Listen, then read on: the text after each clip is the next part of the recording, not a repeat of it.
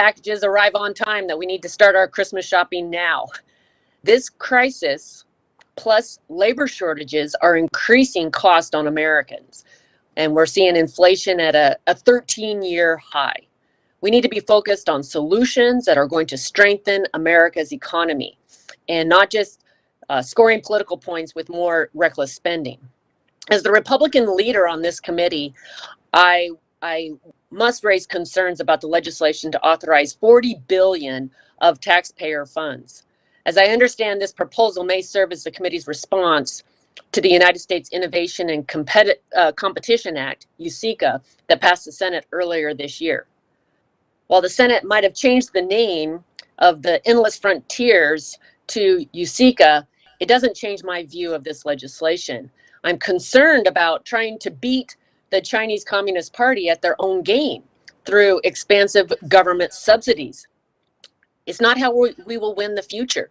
We cannot let countries like China control critical supplies, materials, and technologies that drive the economy and determine the future. Creating new, duplicative, multi-billion-dollar programs and trying to outspend the Chinese Communist Party is not the solution.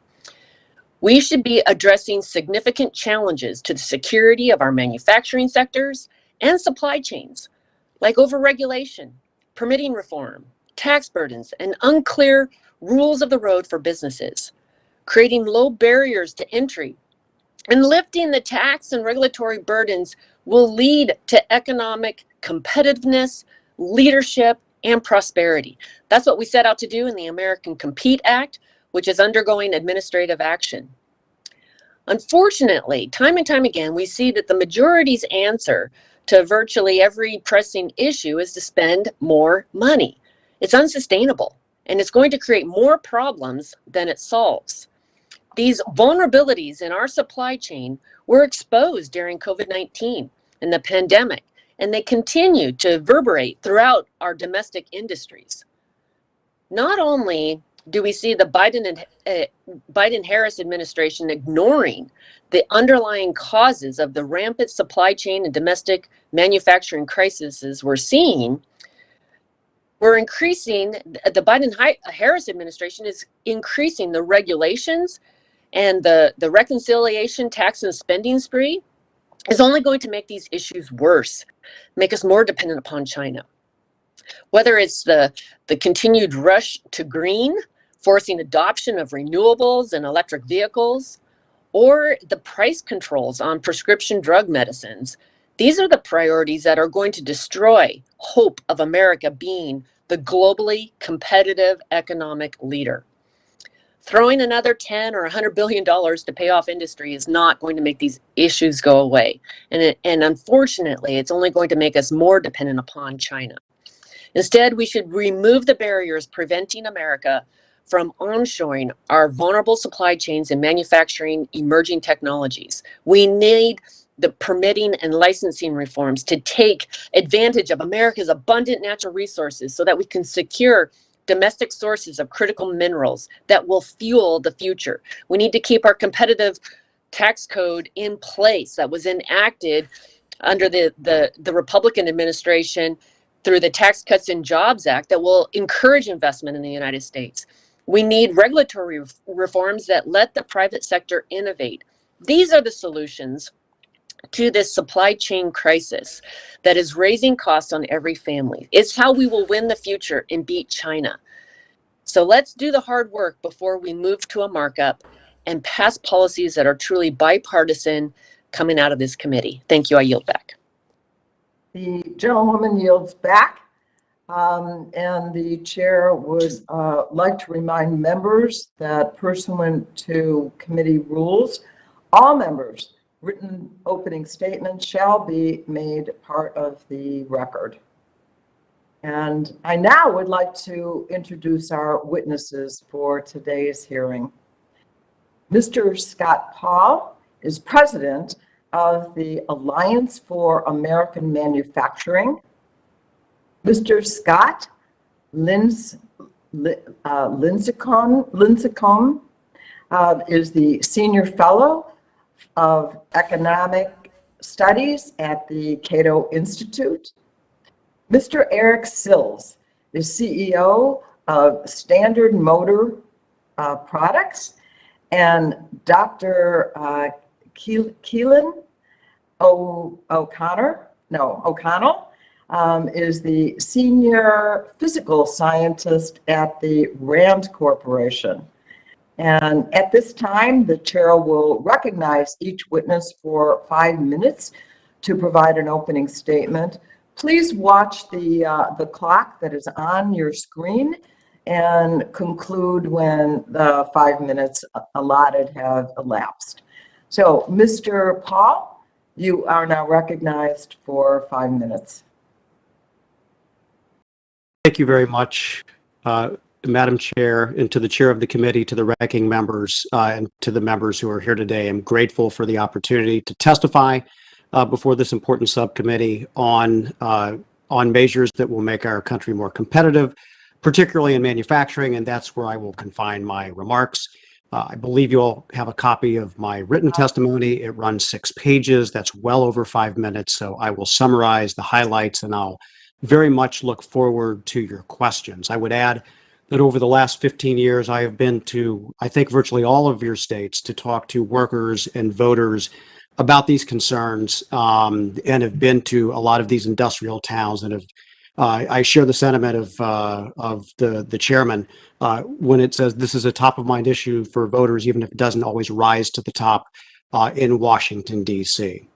Let me set the stage by just asking a question.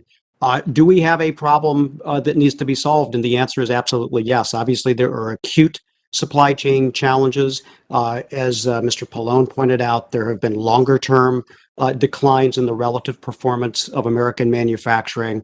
And this should concern all of us. It should concern all of us for a couple of key reasons. First of all, manufacturing is one of the rare drivers of upward mobility for the vast majority of Americans who don't have a college degree, four-year college degree. And so when we're foreclosing those opportunities, we're denying the American dream to millions and millions of our fellow countrymen and women. Second of all, national security depends on the performance of American manufacturing.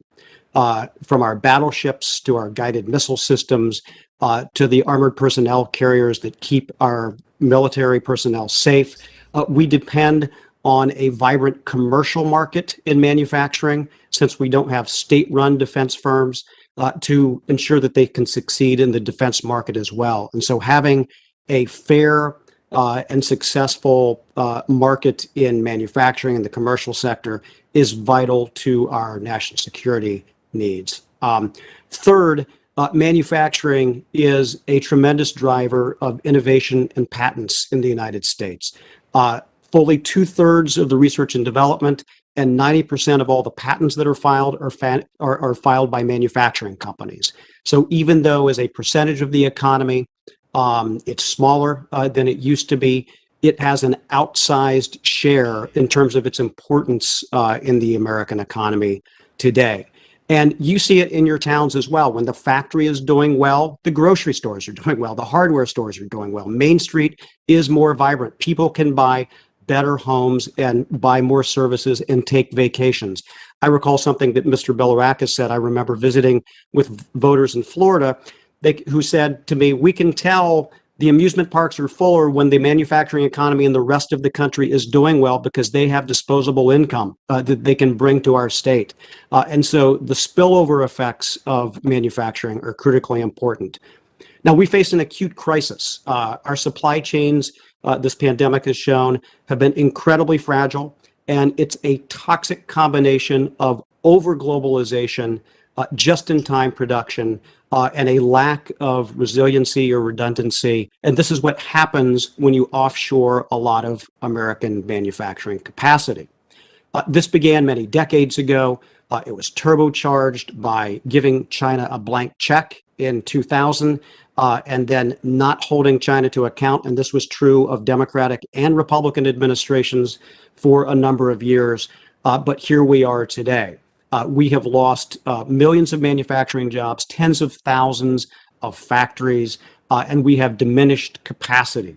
I'll give one example. Even if we wanted to rebuild a resilient energy grid in the United States, there is just one supplier of grain-oriented electrical steel that's based in the United States, which is one of the core components that goes into that. We have let our capacities become incredibly thin in this time, and it showed. So when we face these black swan events, like a public health crisis or a natural disaster that disrupts supply chains, or political risk coming from the Communist Party of China, it shows just how exposed we are. So it makes sense to make smart policy choices when it comes to manufacturing. Now, I strongly believe that the measures that have been proposed would make a difference. America has a long history of successful public-private partnerships that have driven growth in manufacturing. You see that from the space sector to the defense sector, to the energy sector, to semiconductors in a wave of Japanese competition back in the 1990s.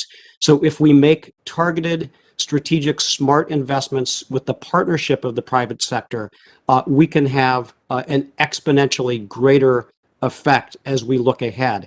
And the stakes are very high for us. We produce a paucity of our own semiconductors now that we need for use in the United States of America, and lithium-ion batteries, and solar panels, and many other types of national security goods like armor plate and grain-oriented electrical steel, as I mentioned.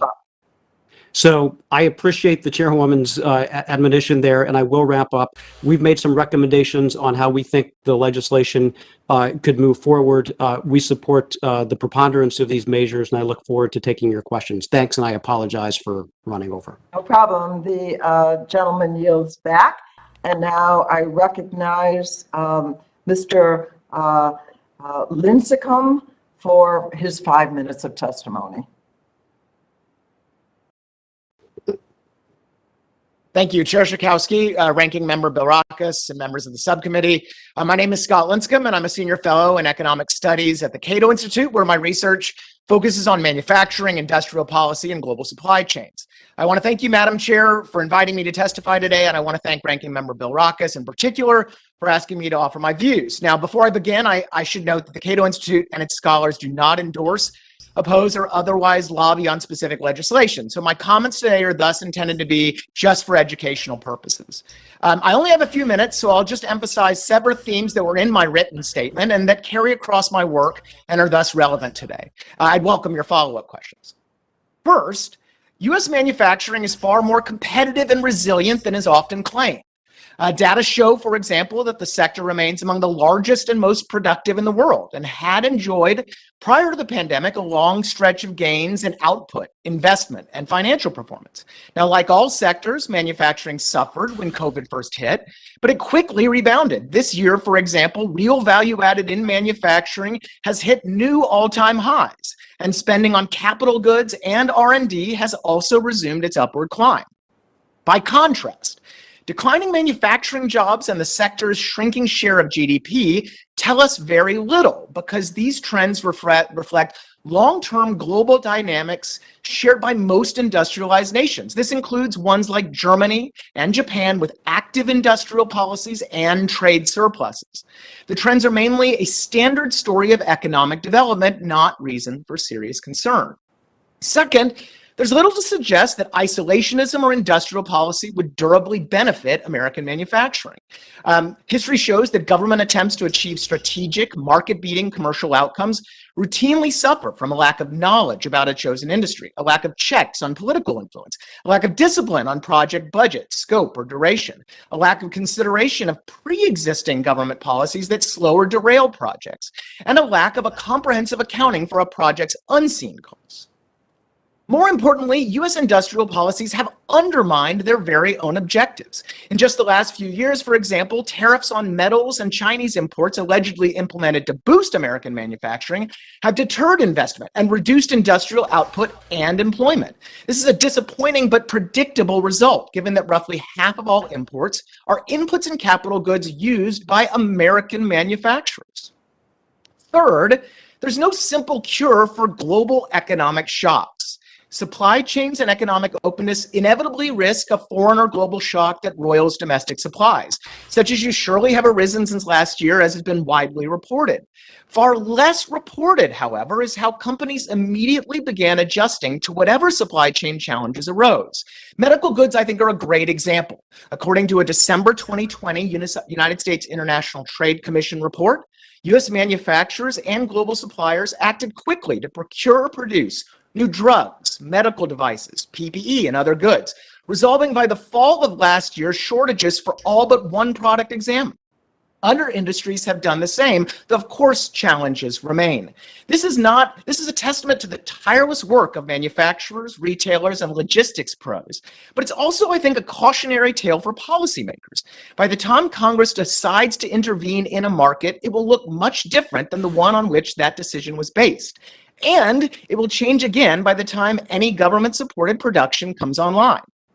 Furthermore, while reshoring supply chains might insulate us from certain external shocks, those same policies can amplify shocks too. Indeed, we just saw this when an unprecedented cold snap hit Texas, knocking out domestic production and domestic supply chains. Now we learn that Germany, a nation far more focused on manufacturing and often a model for American industrial policy, has suffered greater economic harms because of its heightened dependence on domestic manufacturing. Finally, future government action here should focus not on trying to outsmart the market or on delivering subsidies to privileged manufacturers and workers, but instead on economic openness, diversification, and flexibility. This includes policies liberalizing trade and foreign investment and making ports and logistics operations more efficient. Congress should also consider horizontal economic reforms like expanded high-skill immigration and streamlined corporate tax and regulatory burdens. Such policies would attract foreign investment and boost manufacturing by increasing efficiency, increasing companies' access to critical goods, services, and workers, dampening economic shocks, boosting economic growth, and facilitating rapid adjustment, precisely what America needs right now. Thank you.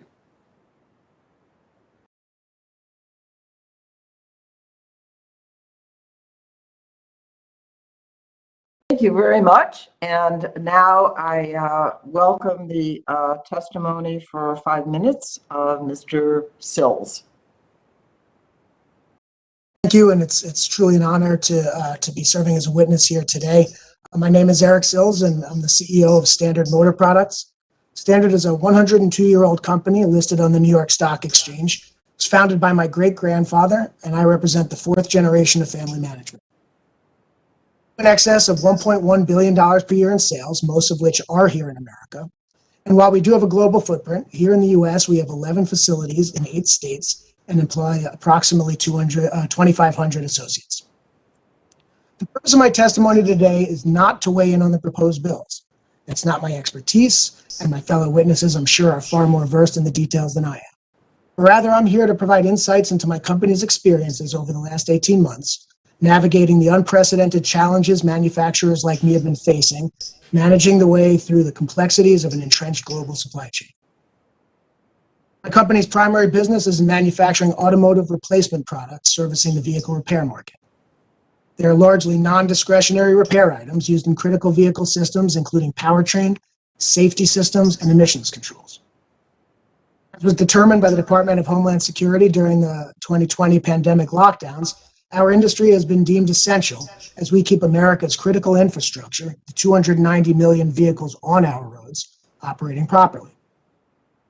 As you know, vehicles are used for everything, from getting responders to emergencies, to allowing everyday people to commute to work and perform their daily tasks.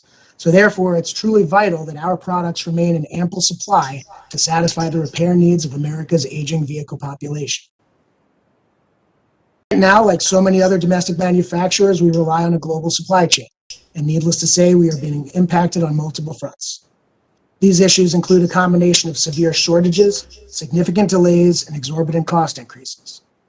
In terms of materials, we are seeing issues across a wide range of commodities. Semiconductors get a lot of attention, and we're certainly affected by that. We were also seeing it in silicone, plastic resins, multiple metals, including steel, aluminum, and copper, even in packaging materials. Constrained supply is causing allocations below our needs, Lead times are extending, sometimes to as much as a year, and prices are increasing across the board, with many commodities up 20% or more from historic values. Secondly, transportation has also been extremely hard hit. Congestion at the ports here in the US as well as abroad is significant, and it's compounded by a shortage of containers. Our transportation lead times have doubled, and the cost of shipping a container has increased an unbelievable sixfold, from a historic $3,000 per container to often over $18,000 per container today. Lastly, we're experiencing labor issues. While highly skilled positions such as software and automation engineers have been in short supply for a while, the near-term issue is with finding factory and distribution personnel. This has caused a continued increase in wages, which is okay, but even with that, it's leaving us with many positions unfilled, especially semi-skilled ones such as forklift drivers. All of these issues combine for significant cost increases, some of which we absorb, while others we do pass on, which ultimately will increase the price to consumers. But worse is the inability to satisfy demand. Certainly, it's causing a degree of lost revenue, both for my company as well as my downstream customers. But I believe the far bigger issue is that consumers are experiencing delays in getting their vehicles repaired, which again is critical to their daily lives. All said, while my company is obviously incurring challenges on multiple fronts, I believe we have certain structural advantages that have helped us. As opposed to some companies who rely very heavily on China for their finished products, my company has developed its footprint much more based in North America, taking advantage of the benefits of NAFTA and now the USMCA. So while we are reliant on Asia for portions of our offering and for various components feeding our North American operations, we are somewhat less beholden to Asia and the supply chain shocks originating from there. We've kept our more capital-intensive, higher-tech production in our U.S. plants and our more labor-intensive operations in Mexico. We do believe that this is a strong answer to remaining competitive as a nation, relying on the benefits of regional cost optimization and being less reliant on the Far East and all the challenges it presents. And no one could have anticipated this perfect storm of events that has led to this level of disruption, and there are no quick fixes, which does leave us scrambling to find creative solutions and do our best to navigate the daily challenges. But I applaud the committee's desire to gain insights from the lessons learned and identify potential structural changes to address our vulnerability and thereby potentially prevent recurrence. Thank you very much. The gentleman yields back. And now I recognize Dr. Dr. O'Connell for your 5 minutes of testimony. Thank you, members of the subcommittee, for inviting me today. In this oral testimony, I want to highlight 3 aspects of my written testimony. First, I want to briefly describe the scope of the problem. Second, I want to highlight the role of the public sector can have in potentially improving supply chain resiliency. And third, I want to note what I see as a critical first step in improving supply chain resiliency. To my first point, I want to acknowledge the breadth of the problem. Supply chains defined as the raw materials, components required to manufacture a product have frequently been called a Gordian knot, so large and complicated that simply understanding all the links can feel like an intractable problem. But that definition is grossly incomplete in our modern day society. We're entering a world where cyber disruptions can easily become supply chain disruptions. In the production of programmable integrated circuits, the supply chain should include not only the chip designer and the silicon foundry where the chip is manufactured, but also their software tools. Using SolarWinds hack as an example, hackers, suspected to be associated with Russia, added malicious codes to a SolarWinds software system used widely to manage the IT resources. This was a cyber hack that resulted in a supply chain disruption. The malware allowed attackers to compromise the servers on which the SolarWinds software was installed, and about 18,000 customers were exposed to the vulnerability, including multiple US government agencies, thereby allowing hackers untold access to sensitive and proprietary information. SolarWinds is only one supplier, and this software system is merely a single element in the supply chain. But in a very real sense, an information system is only as secure as the least secure piece of software that runs on the system. I recognize the legislation before you are about manufacturing, but it's important to acknowledge that this is just one element of the supply chain ecosystem. To my second point, I want to highlight the role that the public sector can have in potentially improving supply chain resiliency. Market forces do not always result in the desired outcomes. They can generate local optimizations that do not consider the problem as a whole. Using my national security experience as a case study, consider, for example, the supply chain for joint operations that serves a joint force. The military services, geographic combatant commanders, and the defense logistics agencies and other make independent decisions about the purchase and positioning of spare parts. These organizations have different responsibilities, authorities, and incentives that drive their supply chain decisions, which are optimized for the individual organizations. In practice, these competing priorities can reduce the overall effectiveness of the joint operating force that these organizations support. The public sector's role can be to make investments to increase the overall effectiveness of a given sector supply chain. The public sector can shore up vulnerable supply chains that support critical national security functions and essential elements of the U.S. economy for which the private sector has an incomplete appreciation of the risk or for which the cost burden outweighs the perceived benefits. And finally, for my third point, I want to note what I see as a critical first step in improving supply chain resiliency. Research is necessary to determine which aspects of the supply chain pose an existential risk to the United States economy or the well-being of its citizens. If everything is considered essential, then nothing will be truly protected. Just as businesses must assess the cost benefits associated with supply chain resiliency, the U.S. government also needs to understand the value proposition. Not all supply chains merit a federal intervention, and for those sectors that are not essential, market forces should prevail. Initial work is underway, but there's still significant analysis to be done. It is our assessment at RAND that supply chains have become a major challenge for national security and drove our decision to recently establish the National Security Supply Chain Institute so that we can help our government clients better understand and mitigate these risks. Highly interconnected supply chains are a fact of life, for Kathy, complete restoration, bringing both benefit and vulnerabilities. And those vulnerabilities can stretch across whole sectors of the U.S. economy. It's a national security issue in the most basic sense, a set of interests that, if disrupted, could directly affect the health and well-being of the United States and its allies. Meeting the challenges will take considerable effort, analysis, and thought. I look forward to your questions.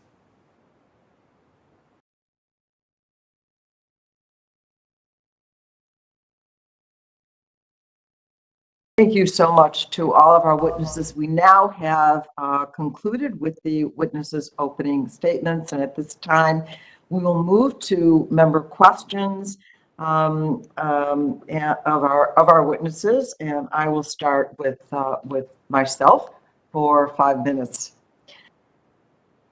So reinvesting in America's manufacturing base is absolutely crucial to growing the economy and creating more jobs.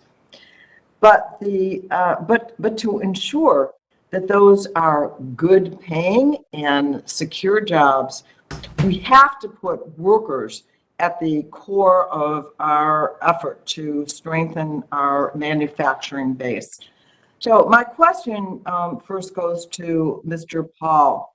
To strengthen our manufacturing base and to compete globally, do you think that we need to compromise our labor standards, such as living wages and health coverage and workplace health and safety? Thank you for the question. The simple answer is no, and I'll be happy to explain. The United States is not going to win a race to the bottom. It will find it to be self-defeating. We've seen that. There's a concept called labor arbitrage, and there's considerable economic evidence that as we opened up our markets and reduced tariffs, that it had downward pressure on wages in the United States. There are ways to combat this. Obviously, investing in manufacturing domestically is one of those. We need to ensure that our trade laws are strong and strictly enforced, particularly when it comes to workers' rights violations in other countries. I believe the USMCA made some progress on that, but the United States, for example, in the solar panel sector, right now a lot of polysilicon is produced in Western China, in the Uyghur region, and there's a great deal of evidence that it's produced with forced labor.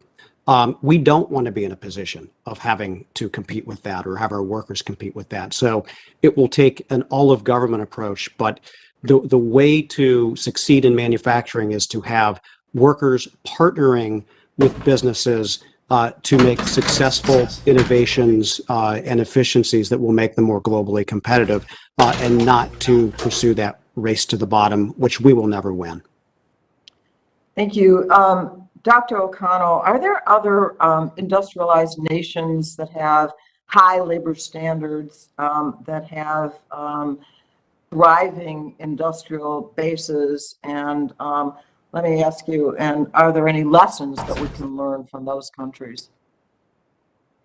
Certainly, and I think it's been mentioned quite a few times, Germany has a very healthy wage for their manufacturing sector and have strategically managed their manufacturing sector.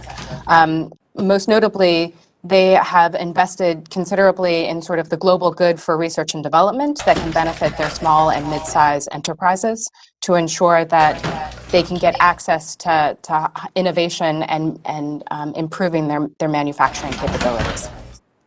Thank you. I wanted to ask a question of Mr. Sills. The Informed Consumer Act will require online marketplaces to verify third-party sellers and to disclose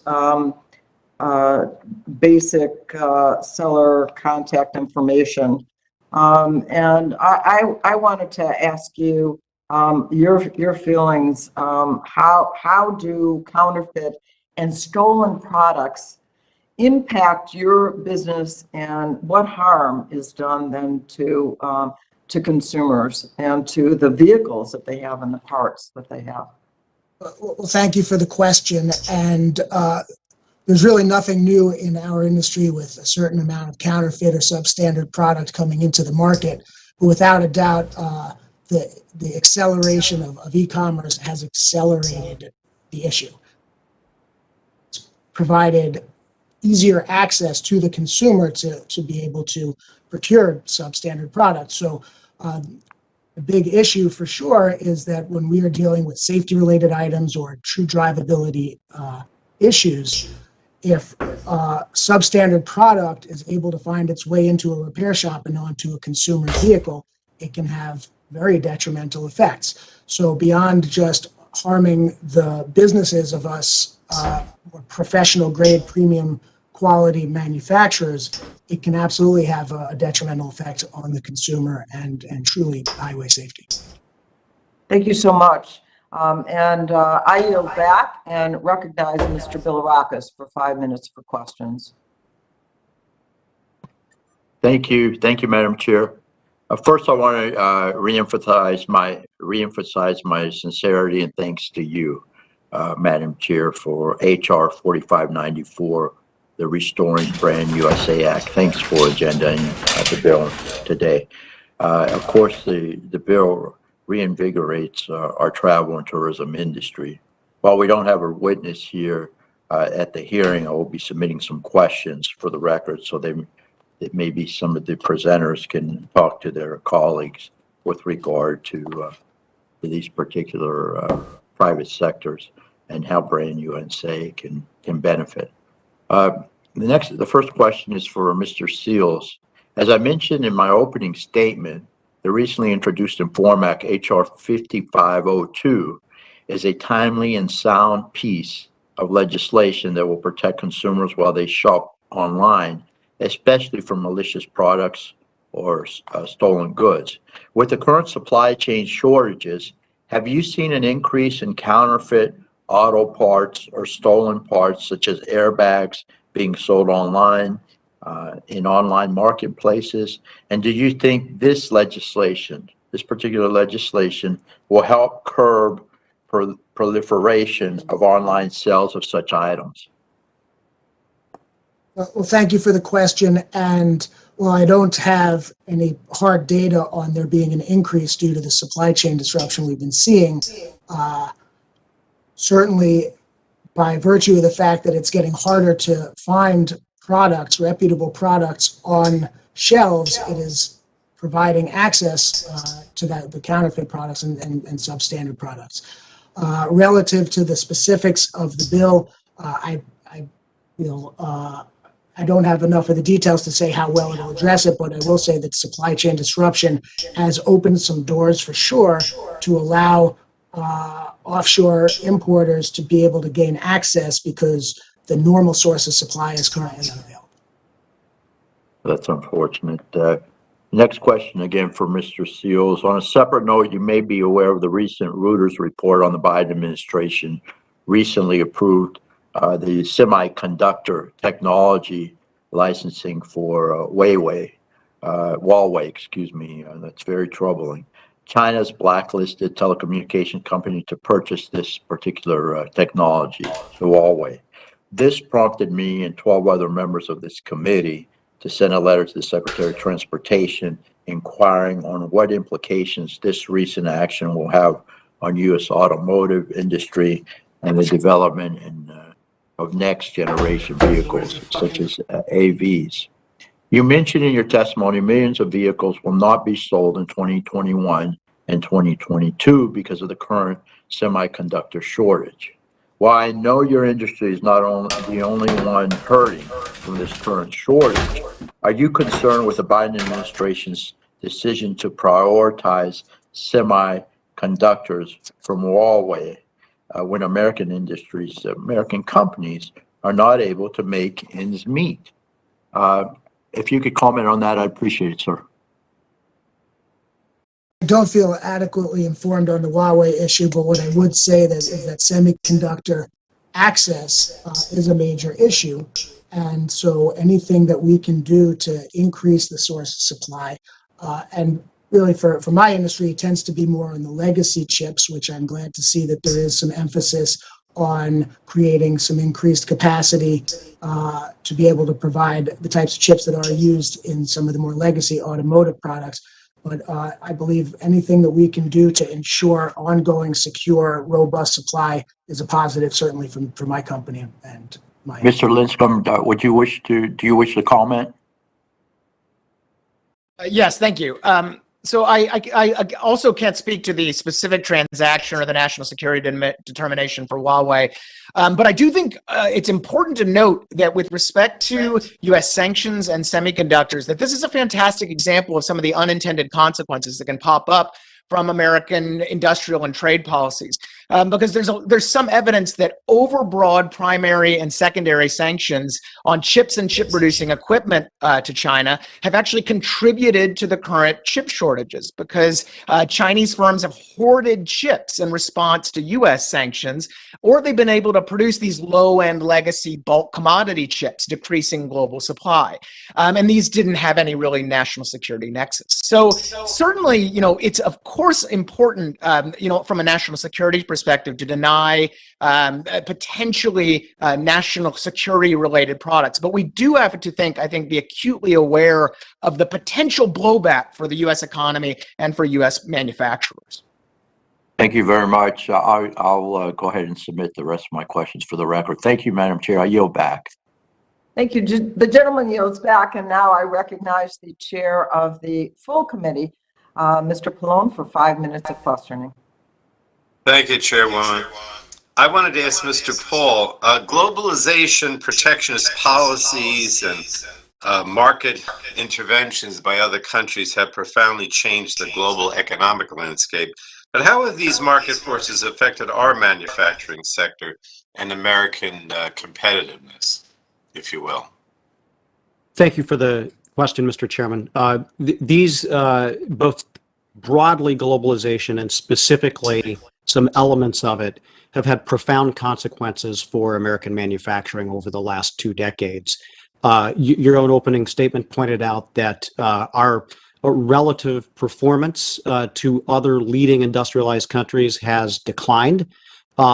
We find that in key sectors within the United States as well, import penetration, or the amount that we are dependent on imports to satisfy our domestic consumer demand, has increased extraordinarily as well in things, again, that have strategic importance like semiconductors, photovoltaic cells, and many other types of items and components that go into American manufacturing. Now, this is not a naturally occurring event. There were state interventions by the Chinese Communist Party to bolster its own industry and to prop up state-owned enterprises that are in fact owned by the state or by sub-federal entities to gain market share globally.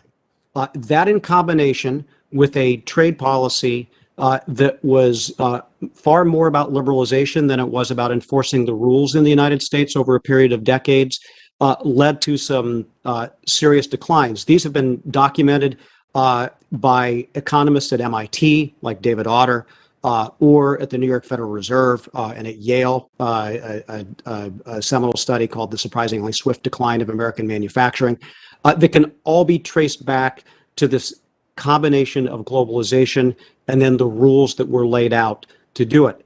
Now, there is a way to unwind some of this. It is not easy. There is no single solution. But first of all, having the intent to bolster manufacturing is important. And that does include public-private partnerships and smart and strategic investments in industries that are of importance for national security, as well as industries that we want to grow in the future as well. Well, let me ask you on the same vein, Mr. Paul. I mean, obviously, I think you think we need some targeted federal investments to restore the market conditions necessary to improve our industrial sector. But so just comment on that. And then as an alternative, is deregulation or tax breaks, will deregulation and tax breaks restore our manufacturing strength, or do we really need to have some targeted federal investments? That would be my question. Thank you, Mr. Pallone. Well, we have some evidence. There were periods of deregulation and increased taxes during some administrations. The performance of manufacturing generally did not increase during those times. And what we have seen, however, that if we can gain leverage in the global economy, if we're making smart strategic investments in industries that have value chains and having those value chains concentrated in the United States, it makes a great deal of sense. The tax cuts that were passed in the last administration had a sugar rush for manufacturing. There is no question about that. There was some pent-up investment, but that got spent very quickly, and manufacturing employment was suffering even before the pandemic took effect. Now, if we do chart a new course, and this is obviously beyond the scope of the committee here, but with respect to trade policy, along with the public-private partnerships and strategic investments that you are suggesting, we can certainly have a better outlook, and we can do this better. We don't need state ownership. We're more entrepreneurial than Germany and more flexible, and I have every confidence that we can regain some lost market share at the global level. I mean, I only have 20 seconds. I was going to ask Mr. Sills if he wanted to share any thoughts, but there's only 15 seconds left. Something you want to say in 15 seconds or 10? Clock is ticking, but what I would say is that I do believe that there are benefits to having a global supply chain. Each region has some inherent benefits, and so it's a matter of optimizing, and as I mentioned in my preliminary statement, shifting as much here to North America, but then taking advantage of the different markets and the benefits that they have within the region, rather than trying to force things into an area where it will always be difficult to be competitive. All right. Thank you so much. Thank you, Madam Chair. The gentleman yields back, and now I recognize the ranking member of the full committee, Congresswoman Rogers. Thank you, Madam Chair. Mr. Lincecum, I wanted to ask you about your testimony, because you reference in your testimony that government-directed industrial policies have often undermined the very objective that they seek to achieve. And for example, you point to government subsidies of green technologies often crowding out the private investment. I believe that our approach needs to be to remove barriers that impede investment in American innovation and ingenuity. and lift the regulatory burden and continue to keep taxes low. I will note that according to the Tax Foundation, under the reconciliation package that's being promoted right now by the majority, our tax levels in the United States of America would become the highest, or the third highest corporate tax rate if that package is passed. Now, those are the funds that are being meant to pay for this manufacturing program.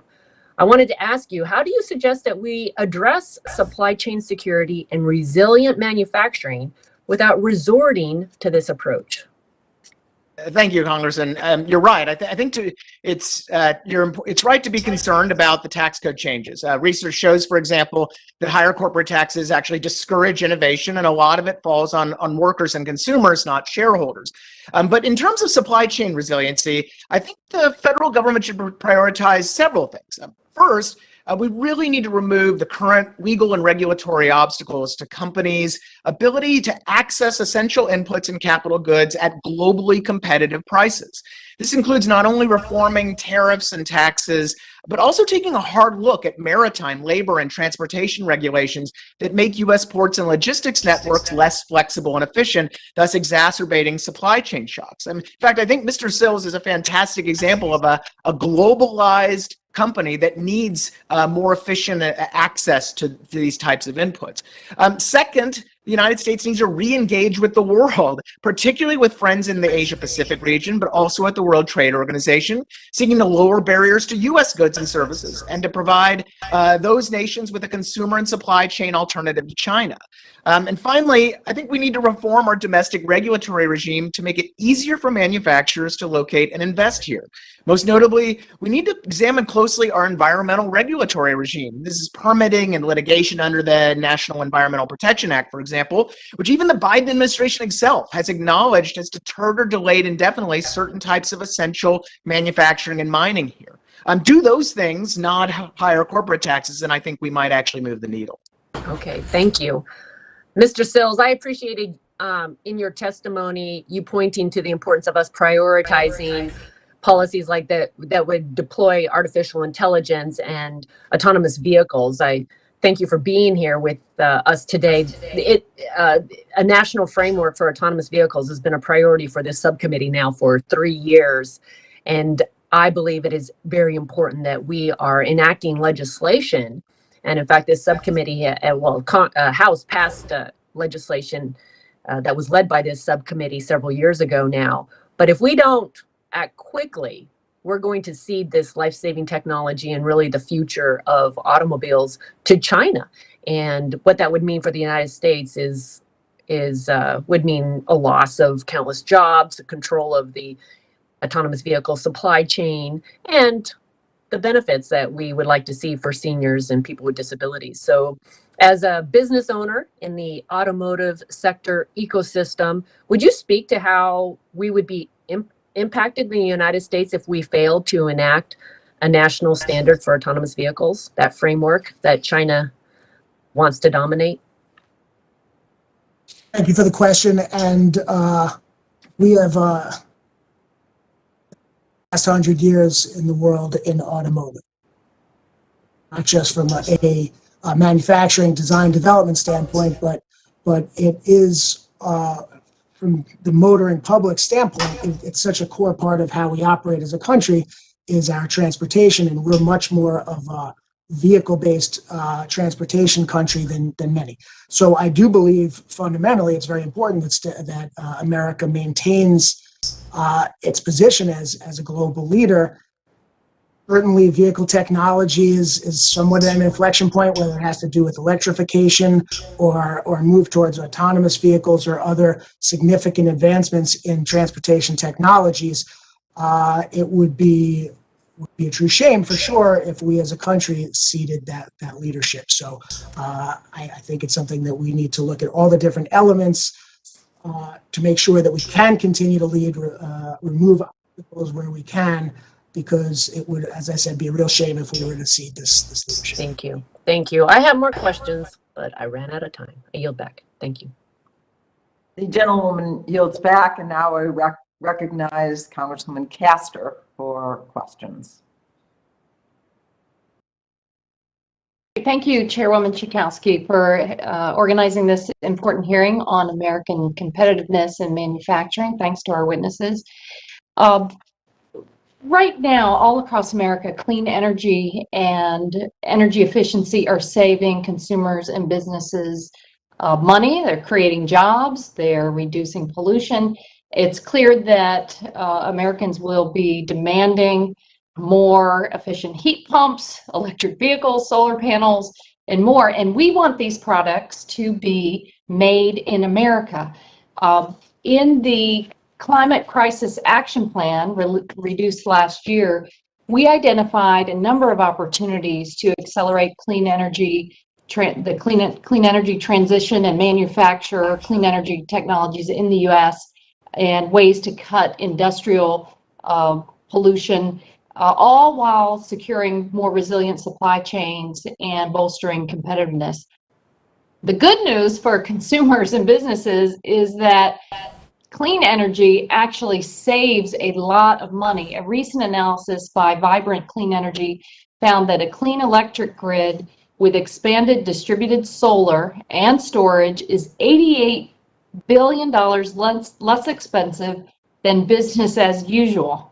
So cleaning up electricity is cheaper than doing nothing. But to secure this transition, we need to make these clean energy technologies here in America.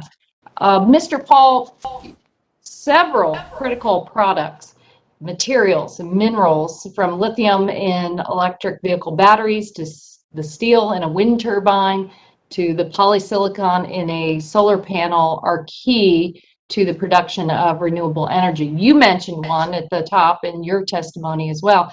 How can supply chain resilience help ensure that the continued transition to lower cost renewable energy creates family sustaining jobs and strengthens manufacturing in the U.S.? Thank you for the excellent question, Representative Castro. I appreciate it. The transition to clean energy is a very important one. There is no question that there are laudable goals from an environmental perspective to do it. There is also a jobs imperative as we make this transition. And I think for the average American, simply trading foreign oil for made in China solar plant panels is not the trade-off they want to make. They need good jobs. If there are men and women who are working on the oil rigs who are earning a good union wage, they need to be offered a just transition to careers in clean energy that are going to be providing those good jobs as well. Now, some of those will be in installing, but many of those will be in manufacturing. And that's where the United States can possess extraordinary capabilities. We first invented many of these technologies a generation ago. And then we didn't build the demand here. We offshored much of the production. We lost that capability. With the right interventions, we can get that back. And part of that is the demand side, but part of that is through procurement, through tax incentives, and through other measures that will drive investment into this sector. And we know it is possible. We can be successful in this. And in addition to the critical materials that you're talking about, including some rare earths, some lithium, there are very basic materials that go into these as well. There are thousands of tons of steel in wind turbines. There are extraordinary amount of tonnage of metals in solar panel installations as well. And the more the supply chains are based in the United States, the better it is for the jobs outlook for us. It makes no sense to build a clean energy economy on the backs of forced labor from the Uyghur population in China. But that, unfortunately, is the model that could take shape unless we take drastic steps to shape this in a way that's going to advantage workers in the United States. Well, I agree. There is no reason that we should be ceding our manufacturing base in these important technologies to China and other countries, but we've got to adopt sensible supply chain and resilience provisions to help give it a push.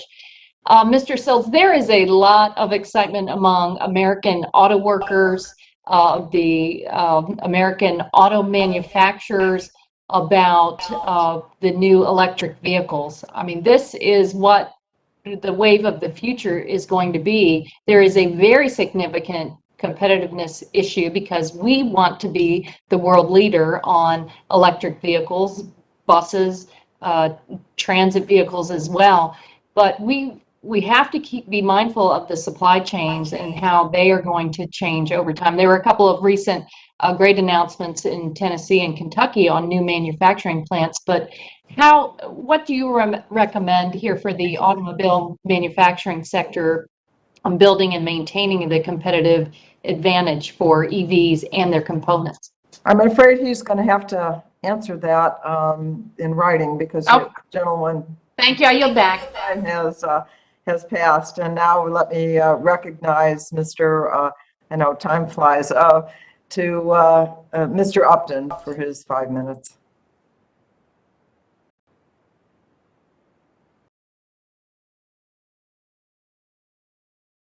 Thank you, Madam Chair. Thank you. As the, I got the wrong, you're looking out my window here. Here. Well, you're looking at my bird feeder. There. I got it. It's a beautiful day here in rainy Southwest Michigan. I think you've got me now. Come on. There. It's a beautiful day in rainy Southwest Michigan. As the first of all, thanks for the hearing. You know, and as the top Republican on the subcommittee on energy, where many of our discussions focus on the new technologies and sources of energy that we need to use. In many of those discussions, we've talked about the materials that we need and the supply chains that are required to obtain those very materials is certainly most critical. I introduced H.R. 1599, Securing America's Critical Mineral Supply Act, last April, which focuses on critical minerals and securing American energy. The legislation is going to require the Department of Energy to conduct assessments of and secure any energy resource that is essential to the U.S. And has a vulnerable supply chain. So, Mr. Lincomb and Dr. O'Connell, what role should we see from the Department of Energy, which has subject matter expertise on the critical materials which supply our nation's energy infrastructure? What should they play in securing our critical supply chains, particularly as we look at, and I know that Ranking Member Kathy McMorris Rodgers mentioned this, from the Chinese Communist Party. What are some of the things that we need to do? Please go. So from a national security perspective, I think an important aspect of critical minerals is understanding sort of our time to survive and time to recover metrics, meaning time to survive, how long can we consume our strategic reserves of critical materials given an environment where, let's say, we're at war, and guarantee that access. And then what is the time to recover, as in pivot to another location or another supplier for those minerals? Some of these minerals are just manufactured and produced in certain countries, and there's no way around it. Niobium in Brazil is a big example of that, where Chinese state-owned enterprises have invested in those mines in Brazil for niobium. And so we need to have a policy in place for ensuring that we have access to the minerals that we need for the essential products that rely on those. Thank you. So would you say this is more of a Department of Commerce role or Department of Energy? Are we seeing real cooperation between those? I do not know the extent of cooperation between commerce, energy. I think there's an element of DoD in there. USGS is also an element. I mean, this requires multiple agencies to engage and understand the need to then make sure that we have resilient supply chains given the various circumstances we can imagine confronting. Thank you. Thank you, Congressman. I just add a few things. First, I think the government has a a role in stockpiling for sure, in terms of assuring adequate domestic supplies in times of national emergency or whatever. Second, though, I mentioned before and I'll mention it again, the domestic regulatory environment is really essential when it comes to the domestic production of critical minerals. Again, looking at something like lithium, for example, the Biden administration's own supply chain report started looking at foreign sources for lithium in the near term because environmental regulation in the United States is quite onerous. And it's not just NEPA litigation, but also simply permitting process, which is longer than in developed countries like Australia and Canada, for example. And that gets to the third point. We really should examine international partnerships with close allies for critical minerals. Canada and Australia being excellent examples of that. We have a long history through the NTIB and other programs of creating domestic defense-related supply chain resiliency with our close allies. And that's something that we should, I think, expand, and that I think past legislation like the NDAA last year actually looked to do that. Well, thank you both. And Madam Chair, I'd like to submit the testimony of Dr. Michelle Foss of Rice University before the Energy Subcommittee on the Critical Mineral Supply Chain for the record. And with that, I yield back the balance of my time. Thank you. Without objection, and now I recognize Mr. McNerney for his 5 minutes of questions. Well, I thank the chair. This is really a timely and important hearing as we're seeing our shelves in our stores get emptied, and people are worried about the holiday season, but it goes much deeper than that. It's a national security issue. The supply chain gaps can't be addressed if they aren't identified or addressed, but many of our supply chain vulnerabilities go ignored until a crisis emerges, and that's really sort of human nature. Dr. O'Connell, in your testimony, you discussed the complexities of globalized supply chains. Are the private firms and the federal government effectively identifying supply chain vulnerabilities? I would argue that so the federal government has insight into the primary contracts and some degree of insight into their subcontracts. Same with private firms. They know who they do business with, who their primary suppliers are, and they might have some insight into their tier 2 subcontracts. But without a comprehensive understanding of the interrelationships and really interconnected world and global economy, I think we've accepted risk in places that maybe we haven't appreciated. Thank you. Mr. Paul, should the federal government play a more active role in monitoring critical supply chains so we can identify the vulnerabilities before they become a crisis? Mr. McNerney, thank you for the question. Yes, it should. It is doing so in some cases. The Department of Defense, again, has some emphasis on it, but it does have limitations. Those limitations are compounded by commercial off-the-shelf requirements and other sorts of things that make supply chain tracing a little more difficult. I think that there has been more attention on a bipartisan basis paid to this recently, beginning with the last administration and carrying into the Biden administration with the supply chain task force, as well as the supply chain executive order that have been established to look at 4 absolutely critical technologies and then to broaden the scope a little bit. I think that information will be valuable. I will also say that some of that already exists. We published reports written by former Governor and Homeland Security Secretary Tom Ridge in 2012 and by retired Brigadier General John Adams in 2013 about significant supply chain vulnerabilities with respect to goods that are critical for Homeland Security as well as to national security. We presented those findings to the Obama administration, to the Trump administration, and as well as to the Biden administration. We're pleased that this attention has been paid. I think that is the first step. The second step is to get solid recommendations and then to take action that will both secure the supply chains, to encourage the reshoring of those that we deem it feasible to do so, and to make some progress on this, because the pandemic was not a one-off. We know that we can expect black swan events in the future. We just don't know what form they're going to take, but we need to be prepared for that. So we should have seen this coming then. In many ways, yes. I mean, our systems run on just-in-time inventories, on very, very fragile globalized supply chains that depend on everything going absolutely right all the time. We don't build in either the redundancy, the stockpile, or the types of flexibility that we need when things aren't going right. And that can appear at any time through a natural disaster, through a global health crisis, through some political risk or military risk that's established. We haven't done a great job of mitigating against those, no. Well, thank you. Mr. Stills, thanks for testifying this morning. This morning in California, could the supply chain resilience of domestic manufacturing improve if the federal government played a more active role in monitoring the critical supply chains and identifying vulnerabilities?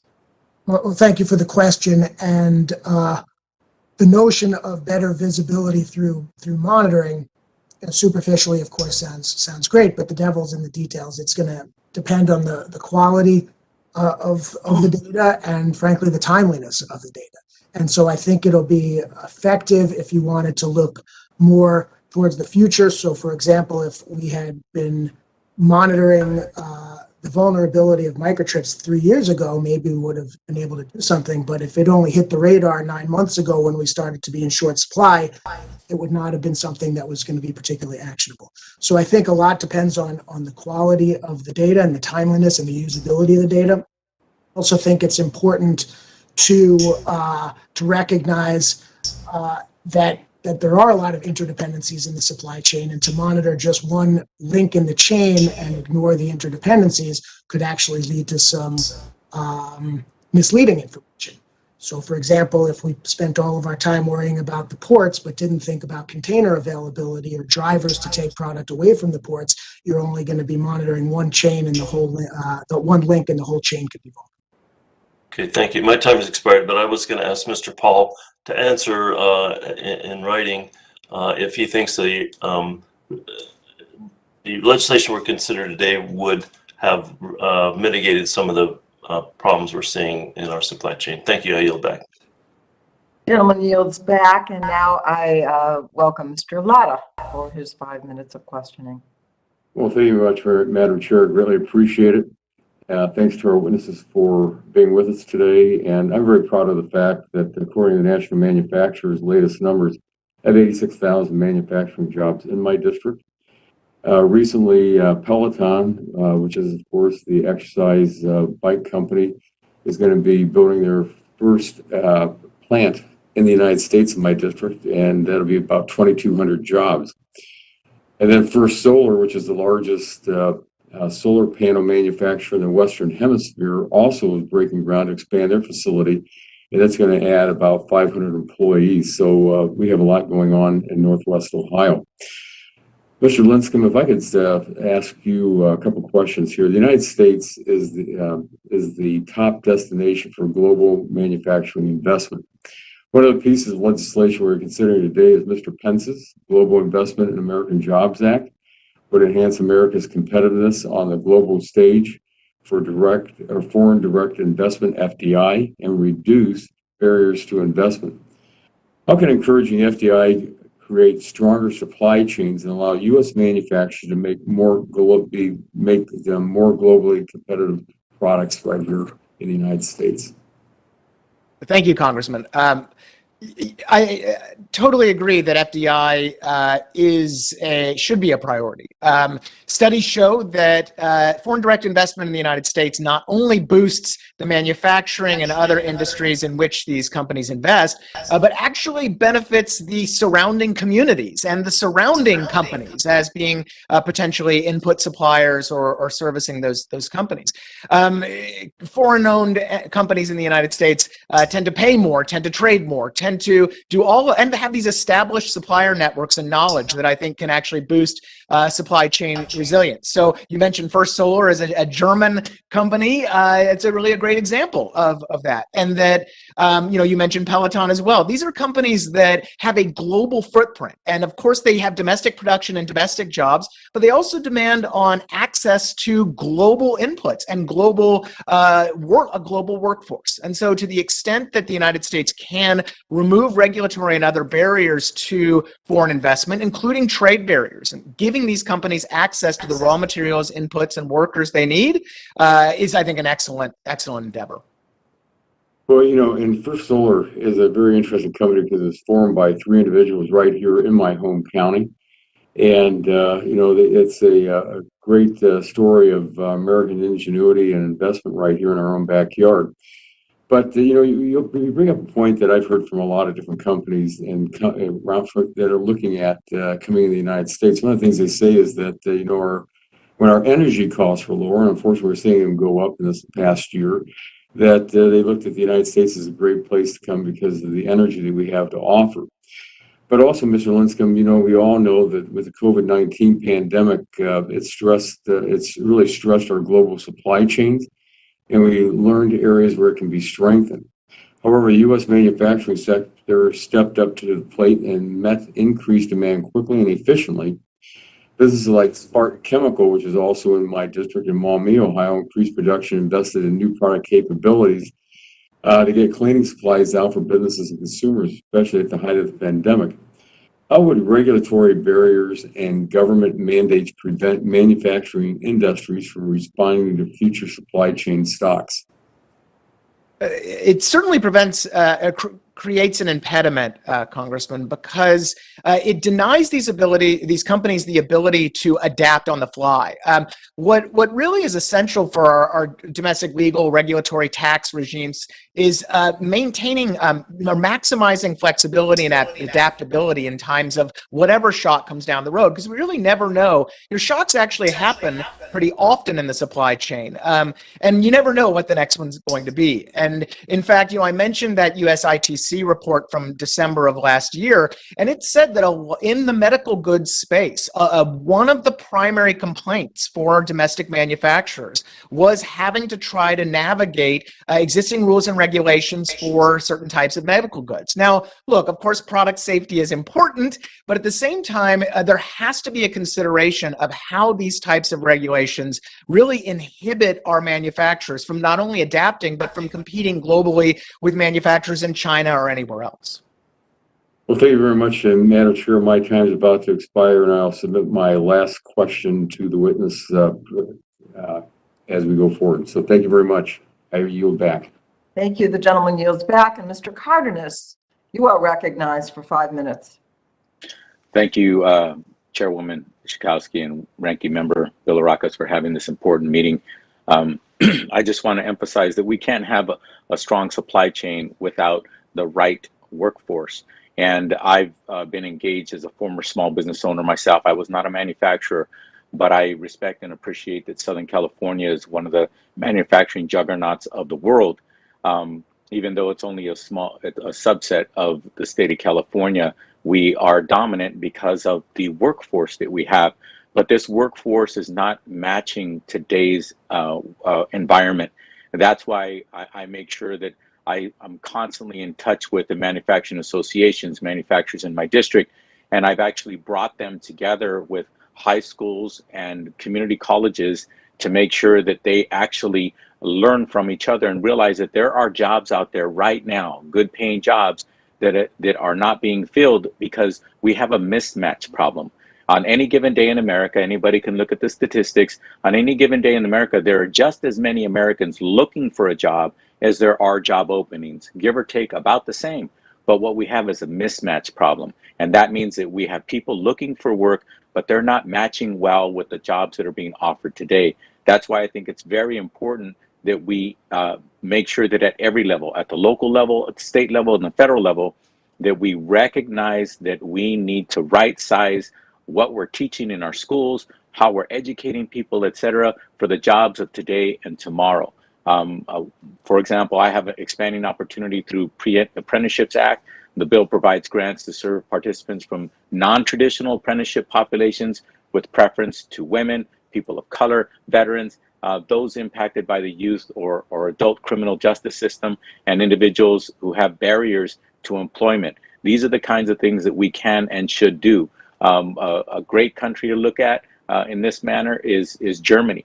Germany is very innovative, but like America, we're very innovative, But if we don't pay attention to downline issues, we are going to have a mismatch, and we're going to have a lot of activity that's waiting to happen, but we don't have people to fill those jobs that are going to create that activity. So, Mr. Seals, can you describe the challenges your company has faced when it comes to recruiting or hiring or retaining workers?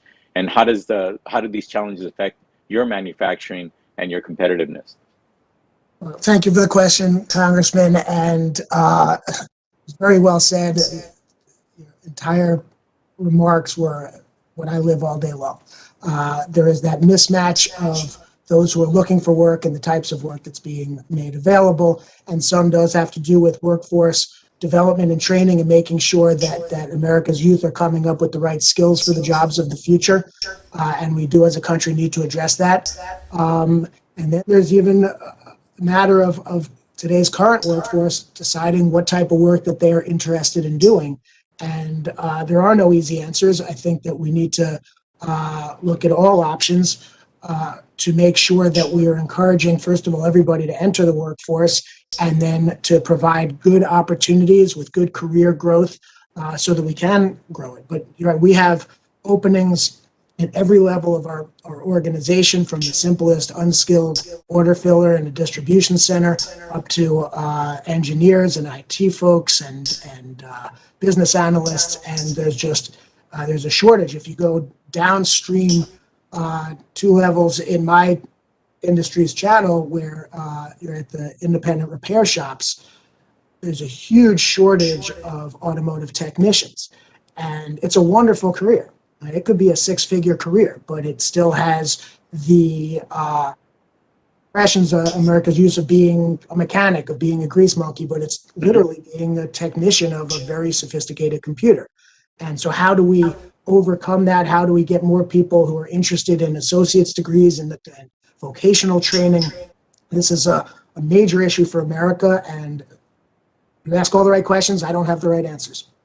Okay, well, thank you for doing what you do every single day and putting people to work and moving our economy in the private sector. And I think the government does have a role. I think that we should make sure that we enhance our apprenticeship programs. Again, I think Germany does that incredibly well. So they have a better right size fitting for their populace and what's going on in their economy. Mr. Paul, do you believe that apprenticeship programs could be improved in our country? I absolutely do. I identify myself with your remarks and those of Eric Sills as well, and I'll be happy to answer in a lengthier form, I guess, in a written submission, as I know we're at time. Okay, thank you so much, Madam Chairwoman. I yield back. Thank you. Thank you so much. I now recognize Mr. Guthrie for 5 minutes. Thank you, Madam Chair, for the recognition. I appreciate it. And one of the great announcements that was mentioned earlier for manufacturing is Blue Oval SK, which is Ford Motor Company. They're going to put their Giga plant. It's going to be twice the size of the Tesla Giga plant in Kentucky. So we're all excited, and my districts are excited to have them here. Mr. Linscomb, it's good that we're, as much as we regret not being in person, being in our districts before we have these hearings is helpful. This morning I was at a manufacturing plant and talking to a logistician, and he was talking about the issue with California isn't just the 30 or 40 days it takes to unload the material. And hopefully yesterday the president was meeting so people get some of the work rules straightened out so we can get our ports more productive. And he said it's not just the lack of truck drivers. He said that's a problem. He said, but I can hire trucks to go pick up my stuff. He says what takes about 30 to 35 days to get stuff off the ports is California, different than 49 other states, has truck regulations, that I could find a truck driver with a truck that's willing to go pick up my stuff. But a truck that you can drive in 49 other states, you can't drive into California. And also we talked about German manufacturers as well. You won't hear this from multinational business leaders in Germany, but if you have access to talk to German middle level manufacturers, family businesses, people, probably businesses like Mr. Sells operate in Germany, if you're able to talk to them, they are terrified of what's going to happen this winter with the cost of energy prices, because of decisions that the German government has made to go to a certain level of renewables when the technology is not there to do so. And these are real fears that are coming from German business leaders. So, Mr. Linscomb, have you heard about the issue with not truck drivers, just the type of trucks?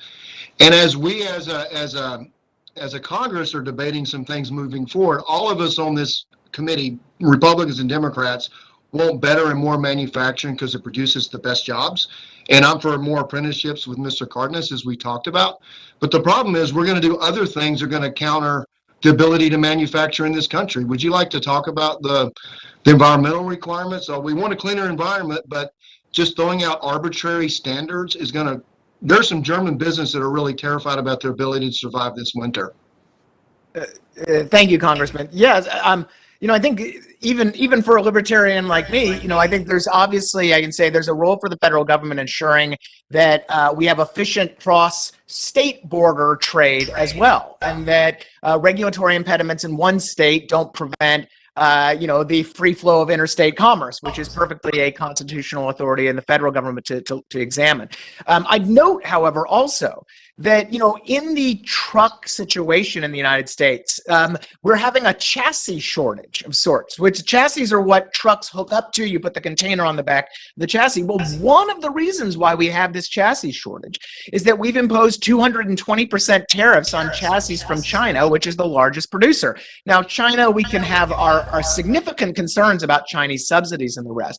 But the problem is that U.S. trade remedies law doesn't allow us to consider in any way, perhaps at least pausing during a shipping crisis, these types of tariffs. And truckers and logistics pros that probably haven't slept in 18 months routinely mention the chassis shortage and these tariffs affecting the situation. And so, this again is why I caution that while, nationalist policies sound great. It sounds easy to protect, subsidize workers and industries. But when the devil, as Mr. Sills said, is in the details, and occasionally quite often, you can end up doing more harm than good in these areas. I want to talk about, you mentioned, Mr. Linscomb, foreign direct investment. We have to be careful with that because a Toyota Camry is an American-built car. It's a Kentucky-built car. It's not in my district, but a lot of suppliers are. So would you talk about foreign direct investment with nations that share our values, and we have to continue to work together on that as well? Most definitely. The United States remains one of the largest destinations for FDI in the world. But to continue that top ranking, we really need to consider how our trade, regulatory, and other tax environments might discourage companies from locating here. You mentioned automotive. The South, of course, has had an explosion of automotive jobs and automotive plants over the years. But a lot of these foreign-owned companies depend on having unfettered access to other markets in either Japan or Europe or Mexico and Canada. And to the extent that government policy starts to thwart those types of voluntary cross-border transactions by companies, then people aren't going to invest here as much, and that's going to mean fewer jobs. Yes, thanks for that answer. My time's expired, Madam Chair. I'll yield back. Gentleman yields back, and I recognize Congresswoman Dingle for her 5 minutes of questions.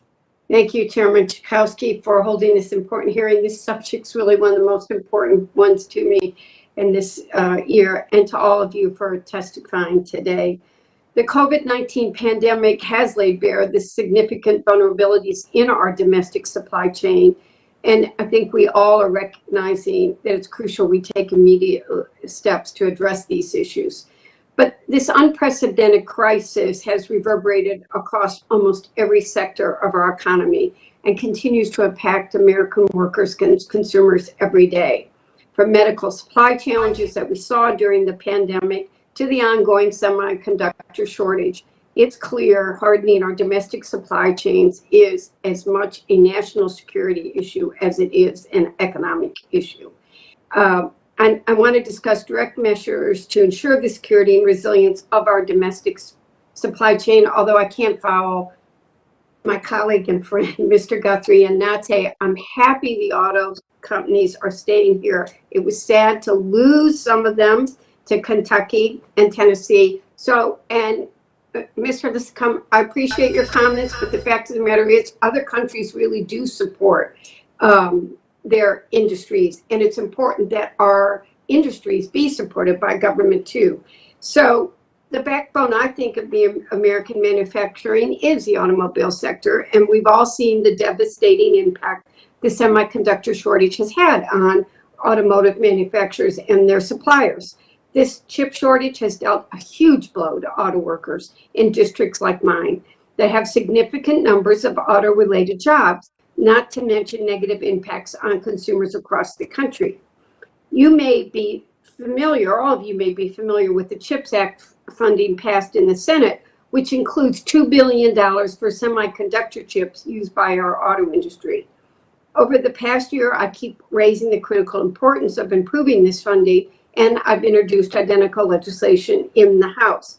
Mr. Sills, can you provide your thoughts on how funding in the CHIPS Act to increase American production of semiconductors would help support American manufacturing? Thank you for the question, Congresswoman. And I believe I did speak to it briefly earlier in this meeting that our industry is highly reliant on that older chipset, that the $2 billion as part of the CHIPS Act. Legacy. I hate the word old. Me too. The legacy chips, and we have been dealing with the significant shock of having the shortages. As everyone's well aware, it has new vehicles mostly manufactured and now sitting on lots waiting to be finished because they don't have access to the chips. And that's devastating to the industry, but it's also very harmful to the consumer who, as I've said, needs the vehicles.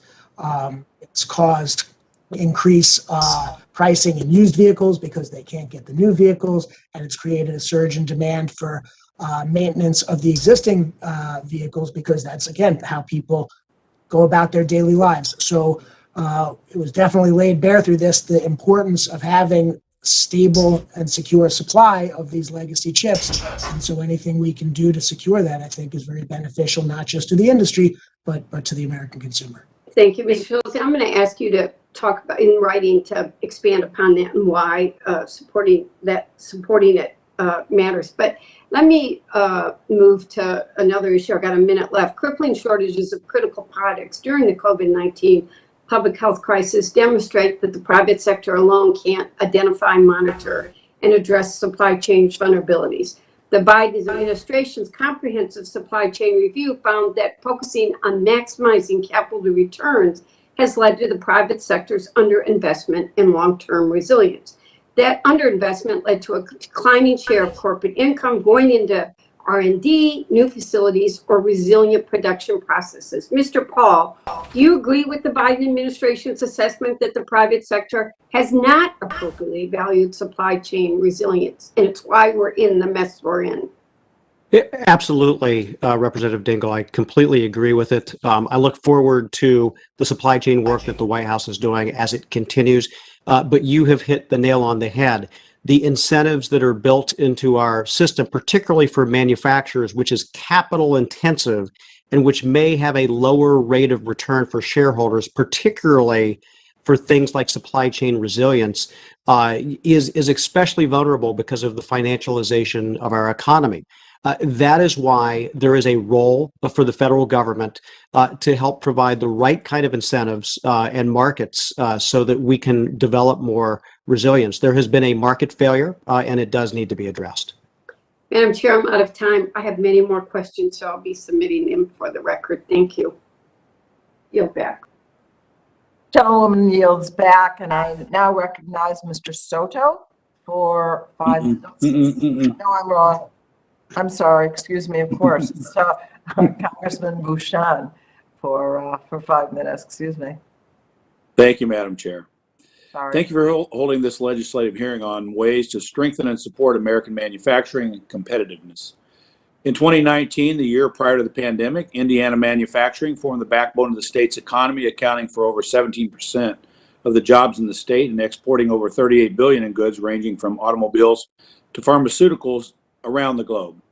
However, since the beginning of the COVID-19 pandemic, I have heard from manufacturers, businesses, and consumers across Indiana, as many of you have in your states, about various supply chain shortages and their impacts on businesses and communities. Whether it was the inability to purchase toilet paper at the store early on, or a Toyota plant in my district having to temporarily halt production just last month. So this is a big issue, and I'm glad we're having this hearing. Mr. Lincecum, given these struggles, do you believe businesses will be incentivized to voluntarily share the types of information advocated for in some of the bills before the committee today without the presence of strong liability protections? It's a great question. I don't know, Congressman. Quite frankly, I left the law behind when I joined Cato a few years ago, but I can say this, that we already have some indications that companies are extremely hesitant to share proprietary supply chain information with the government without really strong protections, not merely on the liability side, but on the business confidential information and proprietary nature of this. Back a couple of years ago when the Trump administration was investigating automobiles for national security purposes, automakers across the United States were extremely concerned about divulging this type of data. And so, to the extent that supply chain transparency and the government sees a role there, it's really going to need to get multinational manufacturers comfortable with sharing this type of information on their business practices, which are, of course, highly proprietary. Yeah, I would agree. And I think that that's unfortunately going to be a big hill to climb, because proprietary information on not only their supply chain, but the rest of the way they run their businesses is going to be a challenge. I'm also glad we're considering measures to ensure American competitiveness in hard-hit industries like travel and leisure, with bills such as the Restore Brand USA Act that I co-sponsor. Known as the Crossroads of America, Indiana has a thriving travel industry with destinations including, of course, the Indianapolis Motor Speedway, home of the Indy 500, the Indiana Dunes National Park along the shores of Lake Michigan, and Holiday World in Santa Claus, Indiana, and numerous local festivals that attract millions of visitors annually, such as currently ongoing Park County Covered Bridge Festival. Holiday World, for example, a theme park in my district, is a prime example of supply chains in sectors besides manufacturing have also been majorly impacted over the pandemic. In the times that has even been allowed to operate, at times they're being allowed to operate during the COVID, the park has struggled to fill open staff positions, and lodging and travel costs increased partially due to their own supply chain woes. Additionally, replacement parts for vehicles and roller coasters have become unpredictable and difficult to source. While food and beverages are more expensive and still suffer from major shortages, and as we have more inflation, this gets worse. As Congress is looking for ways to secure and support our supply chains, we must keep in mind the lodging and tourism industry and keep them competitive as guests are finally making their way through the parks and resorts thanks to a quick work distributing a safe and effective vaccine. Mr. Lincecum, what work can Congress do to show establishments like Holiday World in Southern Indiana, who we really failed to provide substantial relief for during the pandemic due to the high number of seasonal workers they have that were factored into that equation? What can we do to work towards showing this type of industry that we're there to help, possibly, with the supply chain issues they are facing? Not only, this isn't just manufacturing, as they get their feet back on the ground after the pandemic. Thank you, Congressman. I now really want to take my daughter to Holiday World. She would love it, I'm sure. I really, in terms of the specifics of the tourism industry, I really can't speak to that. But what I can say is that, to the extent that American companies in that industry are reliant on access to imports, whatever it is, I think that, the government really has a role to ensure that access is available. An example, I think, is the Section 301 exclusion process that has been shut down and just restarted, that a lot of American companies in services and elsewhere, really need to utilize so they can get the stuff they need to keep business open. Thank you very much, Madam Chairwoman. My time has expired. I yield back. Gentleman yields back, and now I recognize Mr. Soto for 5 minutes. Thank you, Madam Chair. We're at a crossroads with American manufacturing. We have the opportunity to change our trajectory, to boost domestic manufacturing and stop this manufacturing decline, especially in areas of strategic and national security interests. In Central Florida, my constituents are ready to work. We have production jobs that constitute about 13% of what we do here in Florida's 9th congressional district, such as aerospace, defense, and boat manufacturing in East Orange County, beverage manufacturing in Polk County, including the largest beverage manufacturing plant in North America. And we just started making microchips in Osceola County. So passing the bills that we're hearing on the agenda today will make critical investments in places like Central Florida to boost domestic manufacturing, fix supply chain gaps, and protect production of critical national security areas like medical supplies, communications, defense, microchips, and other tech products. And as for Central Florida's top tourism industry, we rebounded fairly steady, boosted primarily by domestic tourism. We have tourism attractions such as Disney World, Universal, SeaWorld, Legoland, and others. You may have heard of them. And for a full recovery, though, we need to have international travel as well rebound. So we applaud the Biden administration for ending the pandemic travel bans for Canada, Mexico, Europe, Brazil, India, China, South Africa, and other areas over the next few months. This will greatly help. But the committee needs to go further, which is why I agree with my fellow Floridian, the ranking member, Gus Bilirakis, that we must support the Restoring Brand USA Act to make $250 million in unobligated funds available for Brand USA travel promotion. And thank you, Madam Chair, for agending it today. Mr. Paul, you had some interesting initial conclusions. You know, we have our goals of boosting manufacturing and having a just transition to a green economy. And you mentioned that deregulation, tax cuts aren't the only things that we could do to get there. It's going to take targeted investments in key industries. We saw the Senate pass the U.S. Innovation and Competition Act. 18 Senate Republicans voted for that bill, along with 50 Democratic senators. So while I was surprised for a few of our colleagues on the other side of the aisle to criticize it, obviously it's got overwhelming bipartisan support. And this is the House's shot at this. We see the Supply Chain, Health and Integrity for the Nation Act, Manufacturing, Economy and National Security Act, Building Resilient Supply Chains Act, Supply Chain Security and Resilience Act. Are bills like this the kind of targeted investment that you're referring to help give a lift to domestic manufacturing? Congressman Soto, thank you so much for the question. Yes, they are. And I will say, and I'll say this as someone who worked in the House of Representatives some time ago, that I wouldn't defend the wisdom of the Senate in every case, or rarely. But in this case, it was a product of compromise. There were a number of extraordinary individuals who came together to make that happen.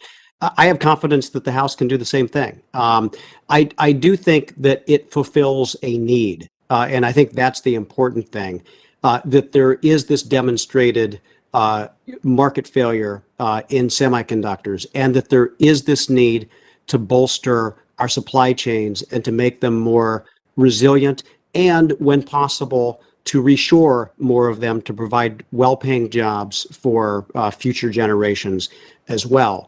And so this is not legislation that's in search of a problem. I want to be clear about that. This is legislation that's been introduced with some intent, and that is to ensure that the manufacturing sector in the United States, which is broad and deep in every state, can thrive as we also transition to technologies, to energy sources, and to new innovations that we haven't even imagined yet in the future. We've been caught behind in the competitiveness game for a variety of reasons, and this is a chance to help level set.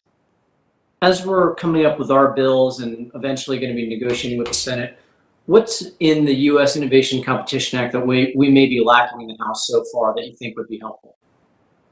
Again, that's a great question. There is I will say the USICA was not perfect. I wouldn't just rubber stamp it. I do think that the House. Yeah, please don't. I do think that there were some provisions in there that I think would be less effective, and some that were more. I don't know that there's enough time to talk about all of them right now, but I do think that it makes sense for the House to take a targeted approach and specifically to ensure that the funds that you're offering go to jobs and innovations that are going to be produced in the United States. I think that's so there need to be some guardrails established that would do that. Thank you so much. My time's expired. Thank you. Gentleman is completed his questions, and now Mr. Dunn, you are recognized for 5 minutes. Thank you very much, Madam Chair. I appreciate the opportunity to discuss manufacturing competitiveness and supply chain resiliency today. We are all acutely aware of the ways in which the COVID lockdowns disrupted our supply chains and affected our constituents. Unfortunately, public policy never seems to get ahead of the impending everything shortage that we're hearing about every day. So I'm sure there will be more lessons learned in the coming months. In the wake of a global pandemic, it's more important than ever to ensure that we have a secure medical and pharmaceutical manufacturing industry, from PPEs to APIs to complex pharmaceuticals. Our time is short, and so I want to get right into the questions. Mr. Lincecum, you mentioned in testimony that the National Science Foundation data shows that private sector R&D expenditures have reached an all-time high by 2019 pre-pandemic, and I am certain we all want to stay on that track by ensuring the United States remains an attractive place to do business. Maintaining U.S. manufacturing competitiveness is going to rely on diversifying supply chains, lowering barriers to trade among the free world, public-private partnerships in the generic space, I think, and ensuring adversarial nations such as China do not continue to be sole source providers for basic and complex resources. So can you illuminate for us what led to the increased productivity of U.S. R&D expenditures, most especially as it relates to biotech and pharmaceutical industries prior to the pandemic? Thank you, Congressman. It'll be difficult to speak to how the biotech sector in particular. I will note a couple things. Make it general then. Make it general. Well, I think that it's clear over the last, if you look at the trends, the private sector really has stepped up in terms of United States R&D. With U.S. R&D spending hitting for the first time ever 3% of GDP, this was primarily a private sector initiative, and driven, I think, by, as I mentioned, as when you lighten regulatory and tax, particularly corporate tax burdens, okay, that's where I was hoping you were going to go with this. We're talking about studies show studies show that you have, with lighter corporate tax burdens, you have more innovation. You tend to have that. So, I'm so shocked. What specific, Mr. Lincecum, what specific current regulatory barriers or trade barriers, regulatory or trade, do you think are the worst for our nation's manufacturing industry? Going back to the pharmaceutical space, for example, I think that we have a really tremendous opportunity to strengthen partnerships with Europe, which actually has a substantial, biotech industry as well. And there was a thing back when a little while ago called the TTIP that we were actually looking to harmonize lower trade barriers, harmonize regulatory barriers with Europe.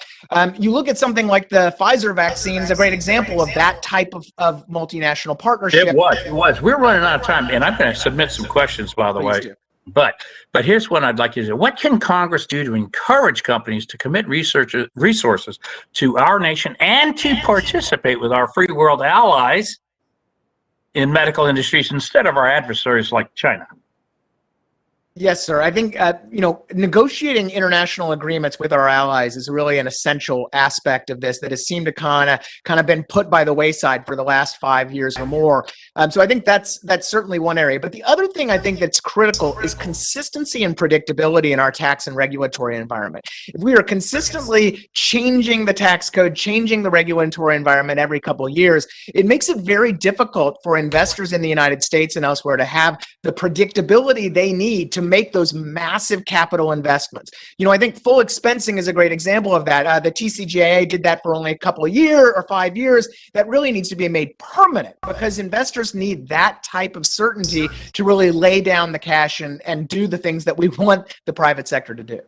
So as a guy who's actually planned some businesses, built some businesses, and I could tell you, you're right, stability in the tax code, it would be a very, very nice thing to do because you're gaming the will of Congress, which is, as I've found in the last few years, more difficult even than it looks like. So with that, Mr. Lincicome, I don't have enough time left to ask any questions, so I'm just going to say thank you, and I will submit some questions in writing. Madam Chair, I yield back. The gentleman yields back, and Congresswoman Rice is recognized for 5 minutes. Thank you, Madam Chair. Ms. O'Connell, you mentioned in your, I don't know if you said this specifically in your oral statement, in your opening statement, but in your submitted written statement, you talked about how global supply chains are often opaque to private and public decision makers, which is a really frightening concept, especially when you go on to talk about the need for us to really invest in a system that has reliable resiliency. You talk about the 2021 Executive Order on America's Supply Chain, which stated that the United States needs resilient, diverse, and secure supply chains to ensure our economic prosperity and national security. And you go on to talk about how important it is for the U.S. government to make the investments necessary to ensure that outcome.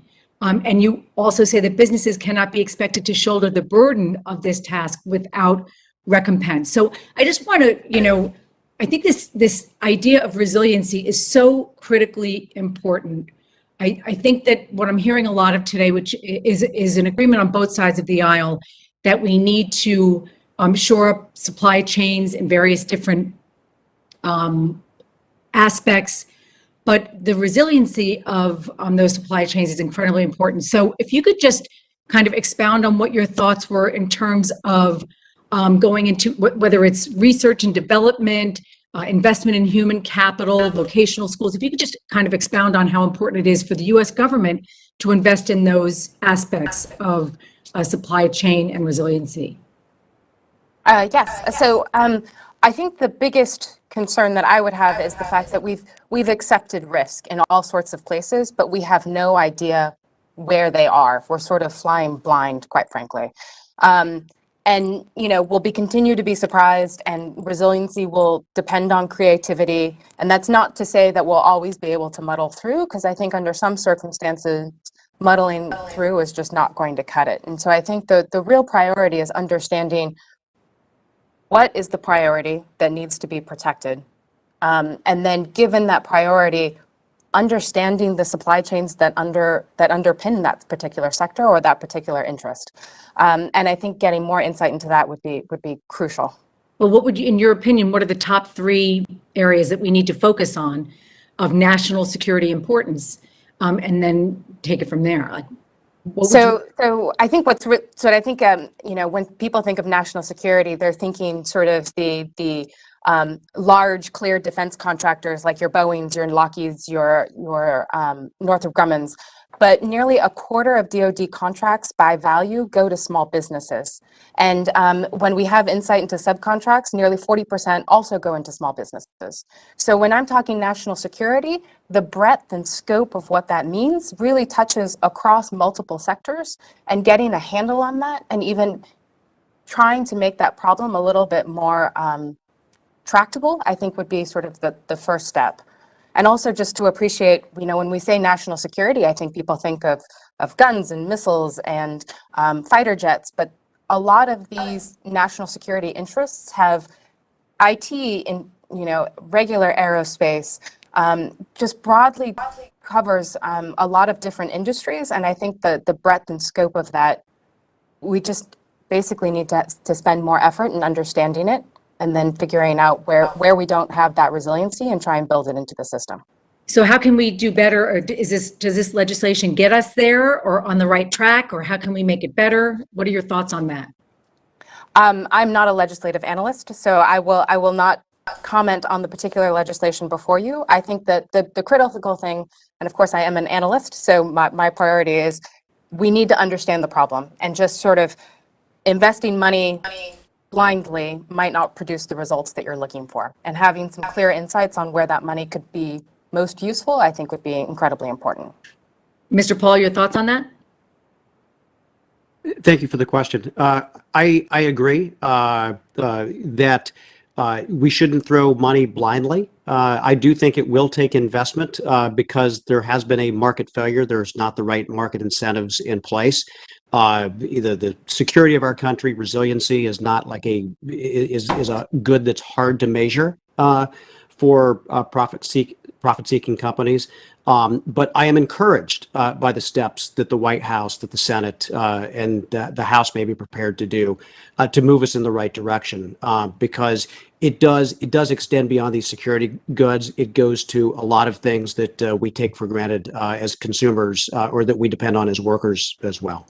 Agreed. Thank you, Madam Chairwoman, and thank you to all the witnesses for coming today.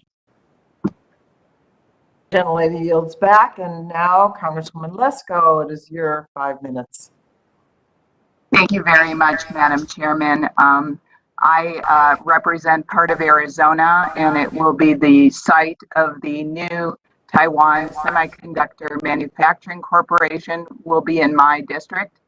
And also, of course, on the other part of the Phoenix metropolitan area, Chandler, Intel in Chandler will be expanding their semiconductor chip manufacturing as well. I think that we can all agree that we have a major problem with our supply chains. And the question is, how do we fix it? One of my concerns is that there's a lot of legislation out there that wants to subsidize certain types of industries. Like, let's say there's a more priority on clean energy industries than maybe other supply chains that need help. And at the same time, in the same proposal, it's proposing higher taxes on these same corporations. So we want to give them federal money, but then we want to tax them more money, tax them more. There's the administration wants to ban mining of critical minerals that are needed for the manufacturing in the United States, and they want to squash production of oil and gas, energy in the United States. It doesn't make sense to me. And so, Mr. Lincecum, can you tell me if that makes sense to you? No, it certainly doesn't. Thank you, Congresswoman. And I think that one of the real concerns I have, aside from some of the incoherence of the approach, is that, if you look at the history of these subsidy programs, and I've delved into this a lot in my research, you see that there's really two big reasons for concern. The first is that a lot of times these subsidies end up being captured by large companies with the lobbying, legal, and financial resources to navigate and afford the process and to afford the subsidies conditions, whether it's Buy American rules or labor mandates or whatever. In fact, studies show that in past green energy subsidies, there's a strong connection between lobbying expenditures and loan amounts, and that most loans actually went to large businesses that didn't need government help and could have gotten private funding themselves. And the second concern is that there's a long history of these types of programs raising producers' costs and actually delaying, if not thwarting outright, prioritized government projects. So even subsidy recipients that successfully navigate the process end up bogged down in the bureaucratic details, or they have high costs that make them totally uncompetitive versus their global peers. And so, it's that type of unintended consequence that pervades a lot of past industrial policy. Thank you very much. And Dr. O'Connell, you and others at RAND are familiar with China's ambitions in artificial intelligence. I think autonomous vehicles will happen with or without U.S. leadership. And my question to you is, how concerned are you that China will set the standard for AVs, thus compromising an important area of national and economic security for the United States? I That is an excellent question. I think that the first statement is I don't think they'll set the standards with our application of autonomous vehicles in the United States. And certainly there's a lot of hurdles currently that are in the United States for that progressing. It is a delicate balance between sort of international research and fostering innovation broadly and globally, and sort of ensuring that we have the investments made to be a leader in innovative sectors and technologies that we find to be critical. And so I'm not sure if I've actually answered your question, mostly because I'm not an autonomous vehicle expert. But I think there's a delicate balance, and I know we're walking that balance as well with quantum technologies. And I think we don't want to stifle the innovation, but we also want to protect nascent industries. Thank you. And in my last 17 seconds, I just want to make a statement that obviously the Port of Los Angeles there's a backflow and other ports, and so that's causing part of the problem, but there's a huge trucker shortage too. I have Night Transportation, which is a huge trucking organization in my district. And, they were talking about the push for all electric trucks. Well, all electric trucks only go 200 miles, okay, versus a diesel truck that goes 1,500 miles. So every 200 miles, you'd have to stop and charge the truck. So I guess what I'm trying to say to some of my colleagues is we need to be strategic on how we spend taxpayer dollars to solve this problem. And with that, I yield back. The gentlewoman yields back. Next would be Bobby Rush. I don't see you on camera. However, are you there? If not, I call now on Congresswoman Trahan for 5 minutes. Thank you, Chairwoman Schakowsky, and thank you to the witnesses today.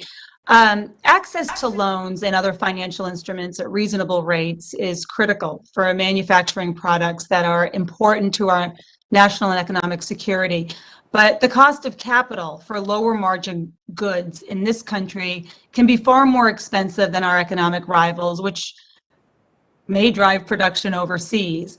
Many American manufacturers are expected to produce 12 to 14% returns for such products to be able to repay loans and stay profitable.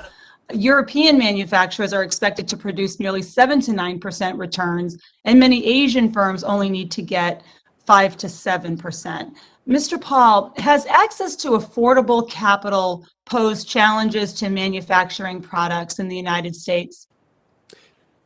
Representative Tram, that is an excellent question, and indeed, yes, it has. And that's not just myself, that's Federal Reserve observations over the years, particularly among small and mid-size enterprises.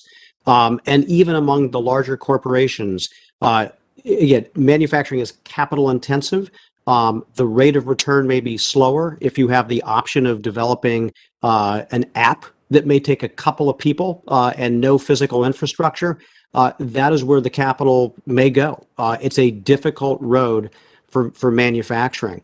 And it's a competitive environment. As you just mentioned, manufacturing uniquely in the American economy is in global competition. Every single firm is, which makes it particularly exposed. That's why assistance programs at the state or federal level that can help with respect to loan guarantees, to interest subsidies, or in some cases for outright grants are critically important. We don't face the same pressures, we face extraordinary pressures, whereas in Germany, for instance, a lot of small and mid-sized firms have access to that more patient capital that exists. In China, the loans are often forgiven by the state government and act as a direct subsidy. So it is particularly challenging for American manufacturers in that environment, ensuring that there's access to affordable loans or to subsidized interest rates, loan guarantees, or direct subsidies in a targeted way is going to be crucial as we move ahead. Do you see that some of the supply chain legislation under consideration today corrects these market failures? Yes, I think it gets us on the road to progress. Absolutely. Taken as a whole, the body of bills that have been presented would represent again, intent to do something about the problem, identification would start to develop those public-private partnerships that are necessary and would direct some much-needed investment in supply chain resiliency and in sectors that are critical to the functioning of our economy, as well as to our homeland security, national security sectors as well. Great. You know, you mentioned other nations are investing heavily in their industrial bases. You mentioned Germany's investment in Development Bank, which provides financial assistance to German small and medium manufacturers, provided approximately $100 billion of loans and $5 billion in grants in 2020. South Korea provides financial assistance to support industries critical to their economic and national security as well. You know, Dr. O'Connell, are there lessons that can be learned from these international models? I mean, after all, the manufacturing output of countries like Germany and South Korea is growing far faster than the manufacturing output of the United States. I think what is notable from these other countries is the fact that you don't have to sacrifice quality or a standard of living for your workers. And you can still have an established and strategically managed sector. There are, you know, it's not a perfectly rosy picture, and there are certainly aspects of it that want to be considered. But I think there's something to be said for the collective good that the public sector can offer these private companies. Great. I appreciate that. Mr. Paul, did you want to expound on that at all, or? No, I completely agree. As I said before, the race to the bottom is not a race the United States is going to win. We're never going to be able to underregulate or undertax compared to some other countries, but making smart investments, working collaboratively with the workforce is going to be a strategy that should have measured progress as we move ahead. Thank you. Well, I'm the daughter of a union iron worker, and I know how important manufacturing jobs are to families. And I think as members of Congress, it's essential that we pass legislation that incentivizes U.S. manufacturing jobs. Representative Curtis and I recently introduced the Reinforcing American-Made Products Act, which would clarify the National Made in the USA standard so that companies and consumers can easily support U.S. manufacturing. In order to reclaim our title as a world leader in manufacturing, we need historic investments and economic incentives. Thank you so much for being here today and for all your expertise. I yield back. The gentlewoman yields back, and now I recognize for 5 minutes Mr. Pence. Thank you, Madam Chair. Before I begin my remarks, I'd like to ask for unanimous consent to enter into the record a letter of support for my bill, H.R. 2907, the Global Investment in American Jobs Act. The letter is from the Global Business Alliance. Without objection. So ordered. Thank you, Chair Schakowsky and Ranking Member Bilirakis for holding this hearing, and thank you to all the witnesses today for the time you've taken and the testimony you've given. To grow manufacturing jobs, we need a welcoming business environment for companies to invest in American innovation and, of course, ingenuity. One opportunity we are discussing today is foreign direct investment, a key driver for jobs in the state of Indiana. In my own hometown, we have Toyota, Clausen, Enkai, and across my district, we have Honda and Subaru and other companies. Over 215,000 Hoosiers are employed as direct result of international investment, half of which is in the manufacturing sector. That is why I introduced the Bipartisan Global Investment in American Jobs Act with my colleague, Congressman Bobby Rush, to ensure that the U.S. remains a premier destination to invest, innovate, hire, and manufacture. This legislation would review the attractiveness of foreign investment into the U.S. and identify bureaucratic barriers, which we've discussed is an issue, that are holding back American competitiveness. Earlier this year, I urged the Secretary of Commerce to help us prioritize foreign direct investment.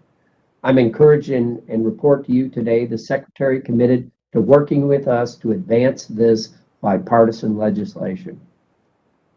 While I applaud the discussion today on addressing long-term strategies to improve our domestic manufacturing sector, we need to consider the underlying issues we are already dealing with today. Supply chains that are reliant on adversarial countries like China face steep delays and increased costs for necessary production materials. I will continue to champion initiatives to improve opportunities for manufacturing investment into the U.S. But before solving long-term outlooks, we need to address issues that are already facing U.S. consumers and producers right now. We saw some of the information that came out today from the government. Mr. Linscomb, over the past year, the impact of inflation and supply chain disruptions are affecting both supply and demand in the market, as we've said. Month after month, job reports are indicating poor economic growth, as we all know. I'm concerned that we may be moving forward without accurately identifying the real cause of the problems in our economy. In your opinion, and here's a number of questions, do we have an accurate understanding of the underlying economic factors affecting PPI, CPI, labor shortages, and supply disruptions? What if we are misidentifying the problem? What if the real issue is prolonged demand destruction and supply pricing manipulation by China in an OPEC-like model? Thank you, Congressman. It's a complex question. I would just say that I'm not very concerned about PPI and CPI, quite frankly. I am more concerned about labor shortages and what's causing that. It seems to me that has been a natural assumption, by myself included, that everybody who was in the labor force pre-pandemic is going to be in the labor force now. And it really doesn't seem like that's the case. And it seems that for whatever reason it is, whether it is early retirements or change in lifestyle or geographic mismatch or government payments that have given people the financial comfort and stability to stay home, it doesn't matter. But what it does appear to be the case is fewer workers now available. What if the jobs are disappearing as well? Like you've been to restaurants, they've reduced their hour, the number of seating. What if the jobs are actually disappearing as well because of demand? I'm concerned that demand is causing a lot of these problems, the reduction in demand. China may not be producing as much. Have we looked at that? Not that I'm aware of, Congressman. With that, I'm running out of time, and I wish I had more time to talk to you about it. Thank you again for holding this hearing. I yield back. The gentleman yields back. We have one more Republican who is on the subcommittee, Mr. Armstrong, who will be next, and then we're going to move to people who have waved on. So, Mr. Armstrong, you have 5 minutes. Thank you, Madam Chair. I'm going to start with a couple specific questions and then just have some general comments. That's what's nice about getting to go towards the end. The generalized system of preferences and miscellaneous tariff bill programs both reduce tariffs on products that aren't available from U.S. suppliers. Both programs have long enjoyed bipartisan support.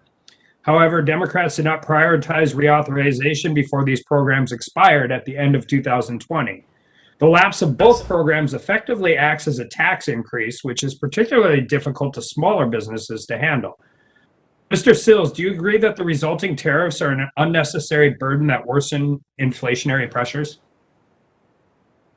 Thank you for the question, and let me speak specifically to the 301 tariffs, because those are the ones that affected my company and my industry the most.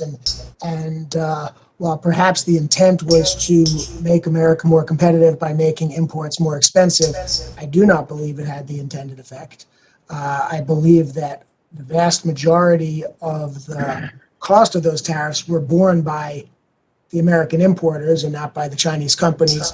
And speaking for myself, but I think I can also fairly speak for a lot of my peers in the industry, we passed those tariffs on.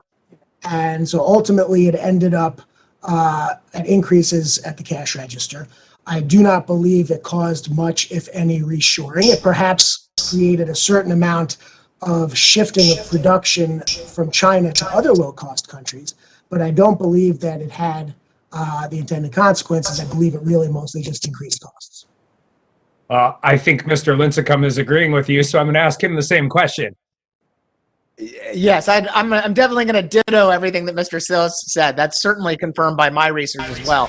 Now, specifically on GSP and the miscellaneous tariff bill, these are relatively narrow programs in the sense of causing macro effects like inflation, right?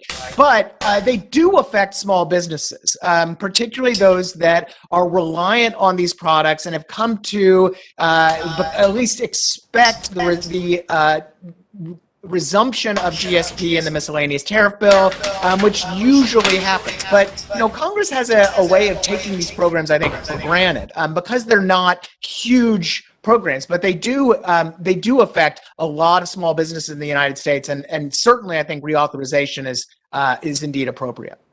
Well, and for me, I mean, I represent a state that essentially doesn't have large businesses, right? It's North Dakota. It's all small businesses. We're the geographic center of North America. We produce a lot of things we don't consume here. We want to get them out. And that's kind of my point to this, right? Like even pre-pandemic, when you start looking at supply chain, I'm old enough to remember when we cared about the cost of prescription drugs, not where they were sourced from. Steel, perfect example, dealing with tariffs. Obviously, there's a lot of bad actors in the steel trade flooding the market, dealing with those issues. We have steel companies ramping up in the US. We obviously want to buy American, but for example, essentially Turkey is the only place that makes real pipeline steel. So in the process of trying to shore up our domestic supply and all of that, how do we deal with the situation where we're not capable of producing it? I mean, and this isn't a matter of higher costs or lower costs, right? These are oil pipeline companies. They'll pay to put it in the ground. They just couldn't get it. Like they physically couldn't get it. They couldn't work the waiver provisions. And Mr. Lincecum, you had said something earlier about when we do these incentives and deal with this, about only really large companies are able to navigate the bureaucratic landmines that exist to do this. They have whole floors of companies of compliance officers and lawyers where smaller businesses take the hit. But I think we also have to view this in a way of like what is made in America and how that works. I think USMCA actually got a bunch of this right. Ford Expeditions are made in Mexico. Toyota Tundras are made in Michigan. The parts come from everywhere all over the world, and we have to be able to deal with that, not only in being able to get them quickly, but also to be able to get them and have a redundancy set in place and make American companies competitive. And I just often find that when we try and put a government program in place or a government regulation in place, we do the exact opposite of what we're trying to do. That was a lot. It's towards the end. Do you have any comments? And then I would ask Actually, I'm going to ask Mr. Sills that. You haven't got to talk as much today. So, and you're the one who does this on the ground every day. So,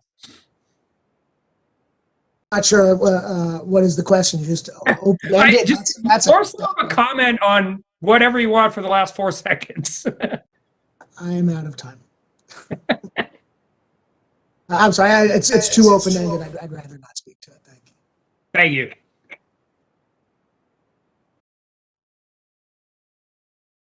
I yield back. The gentleman yields back. And now we will begin. I've never seen this before. This is a tribute, I think, to how important this topic is, and many topics that we've been hitting today about manufacturing and our economy.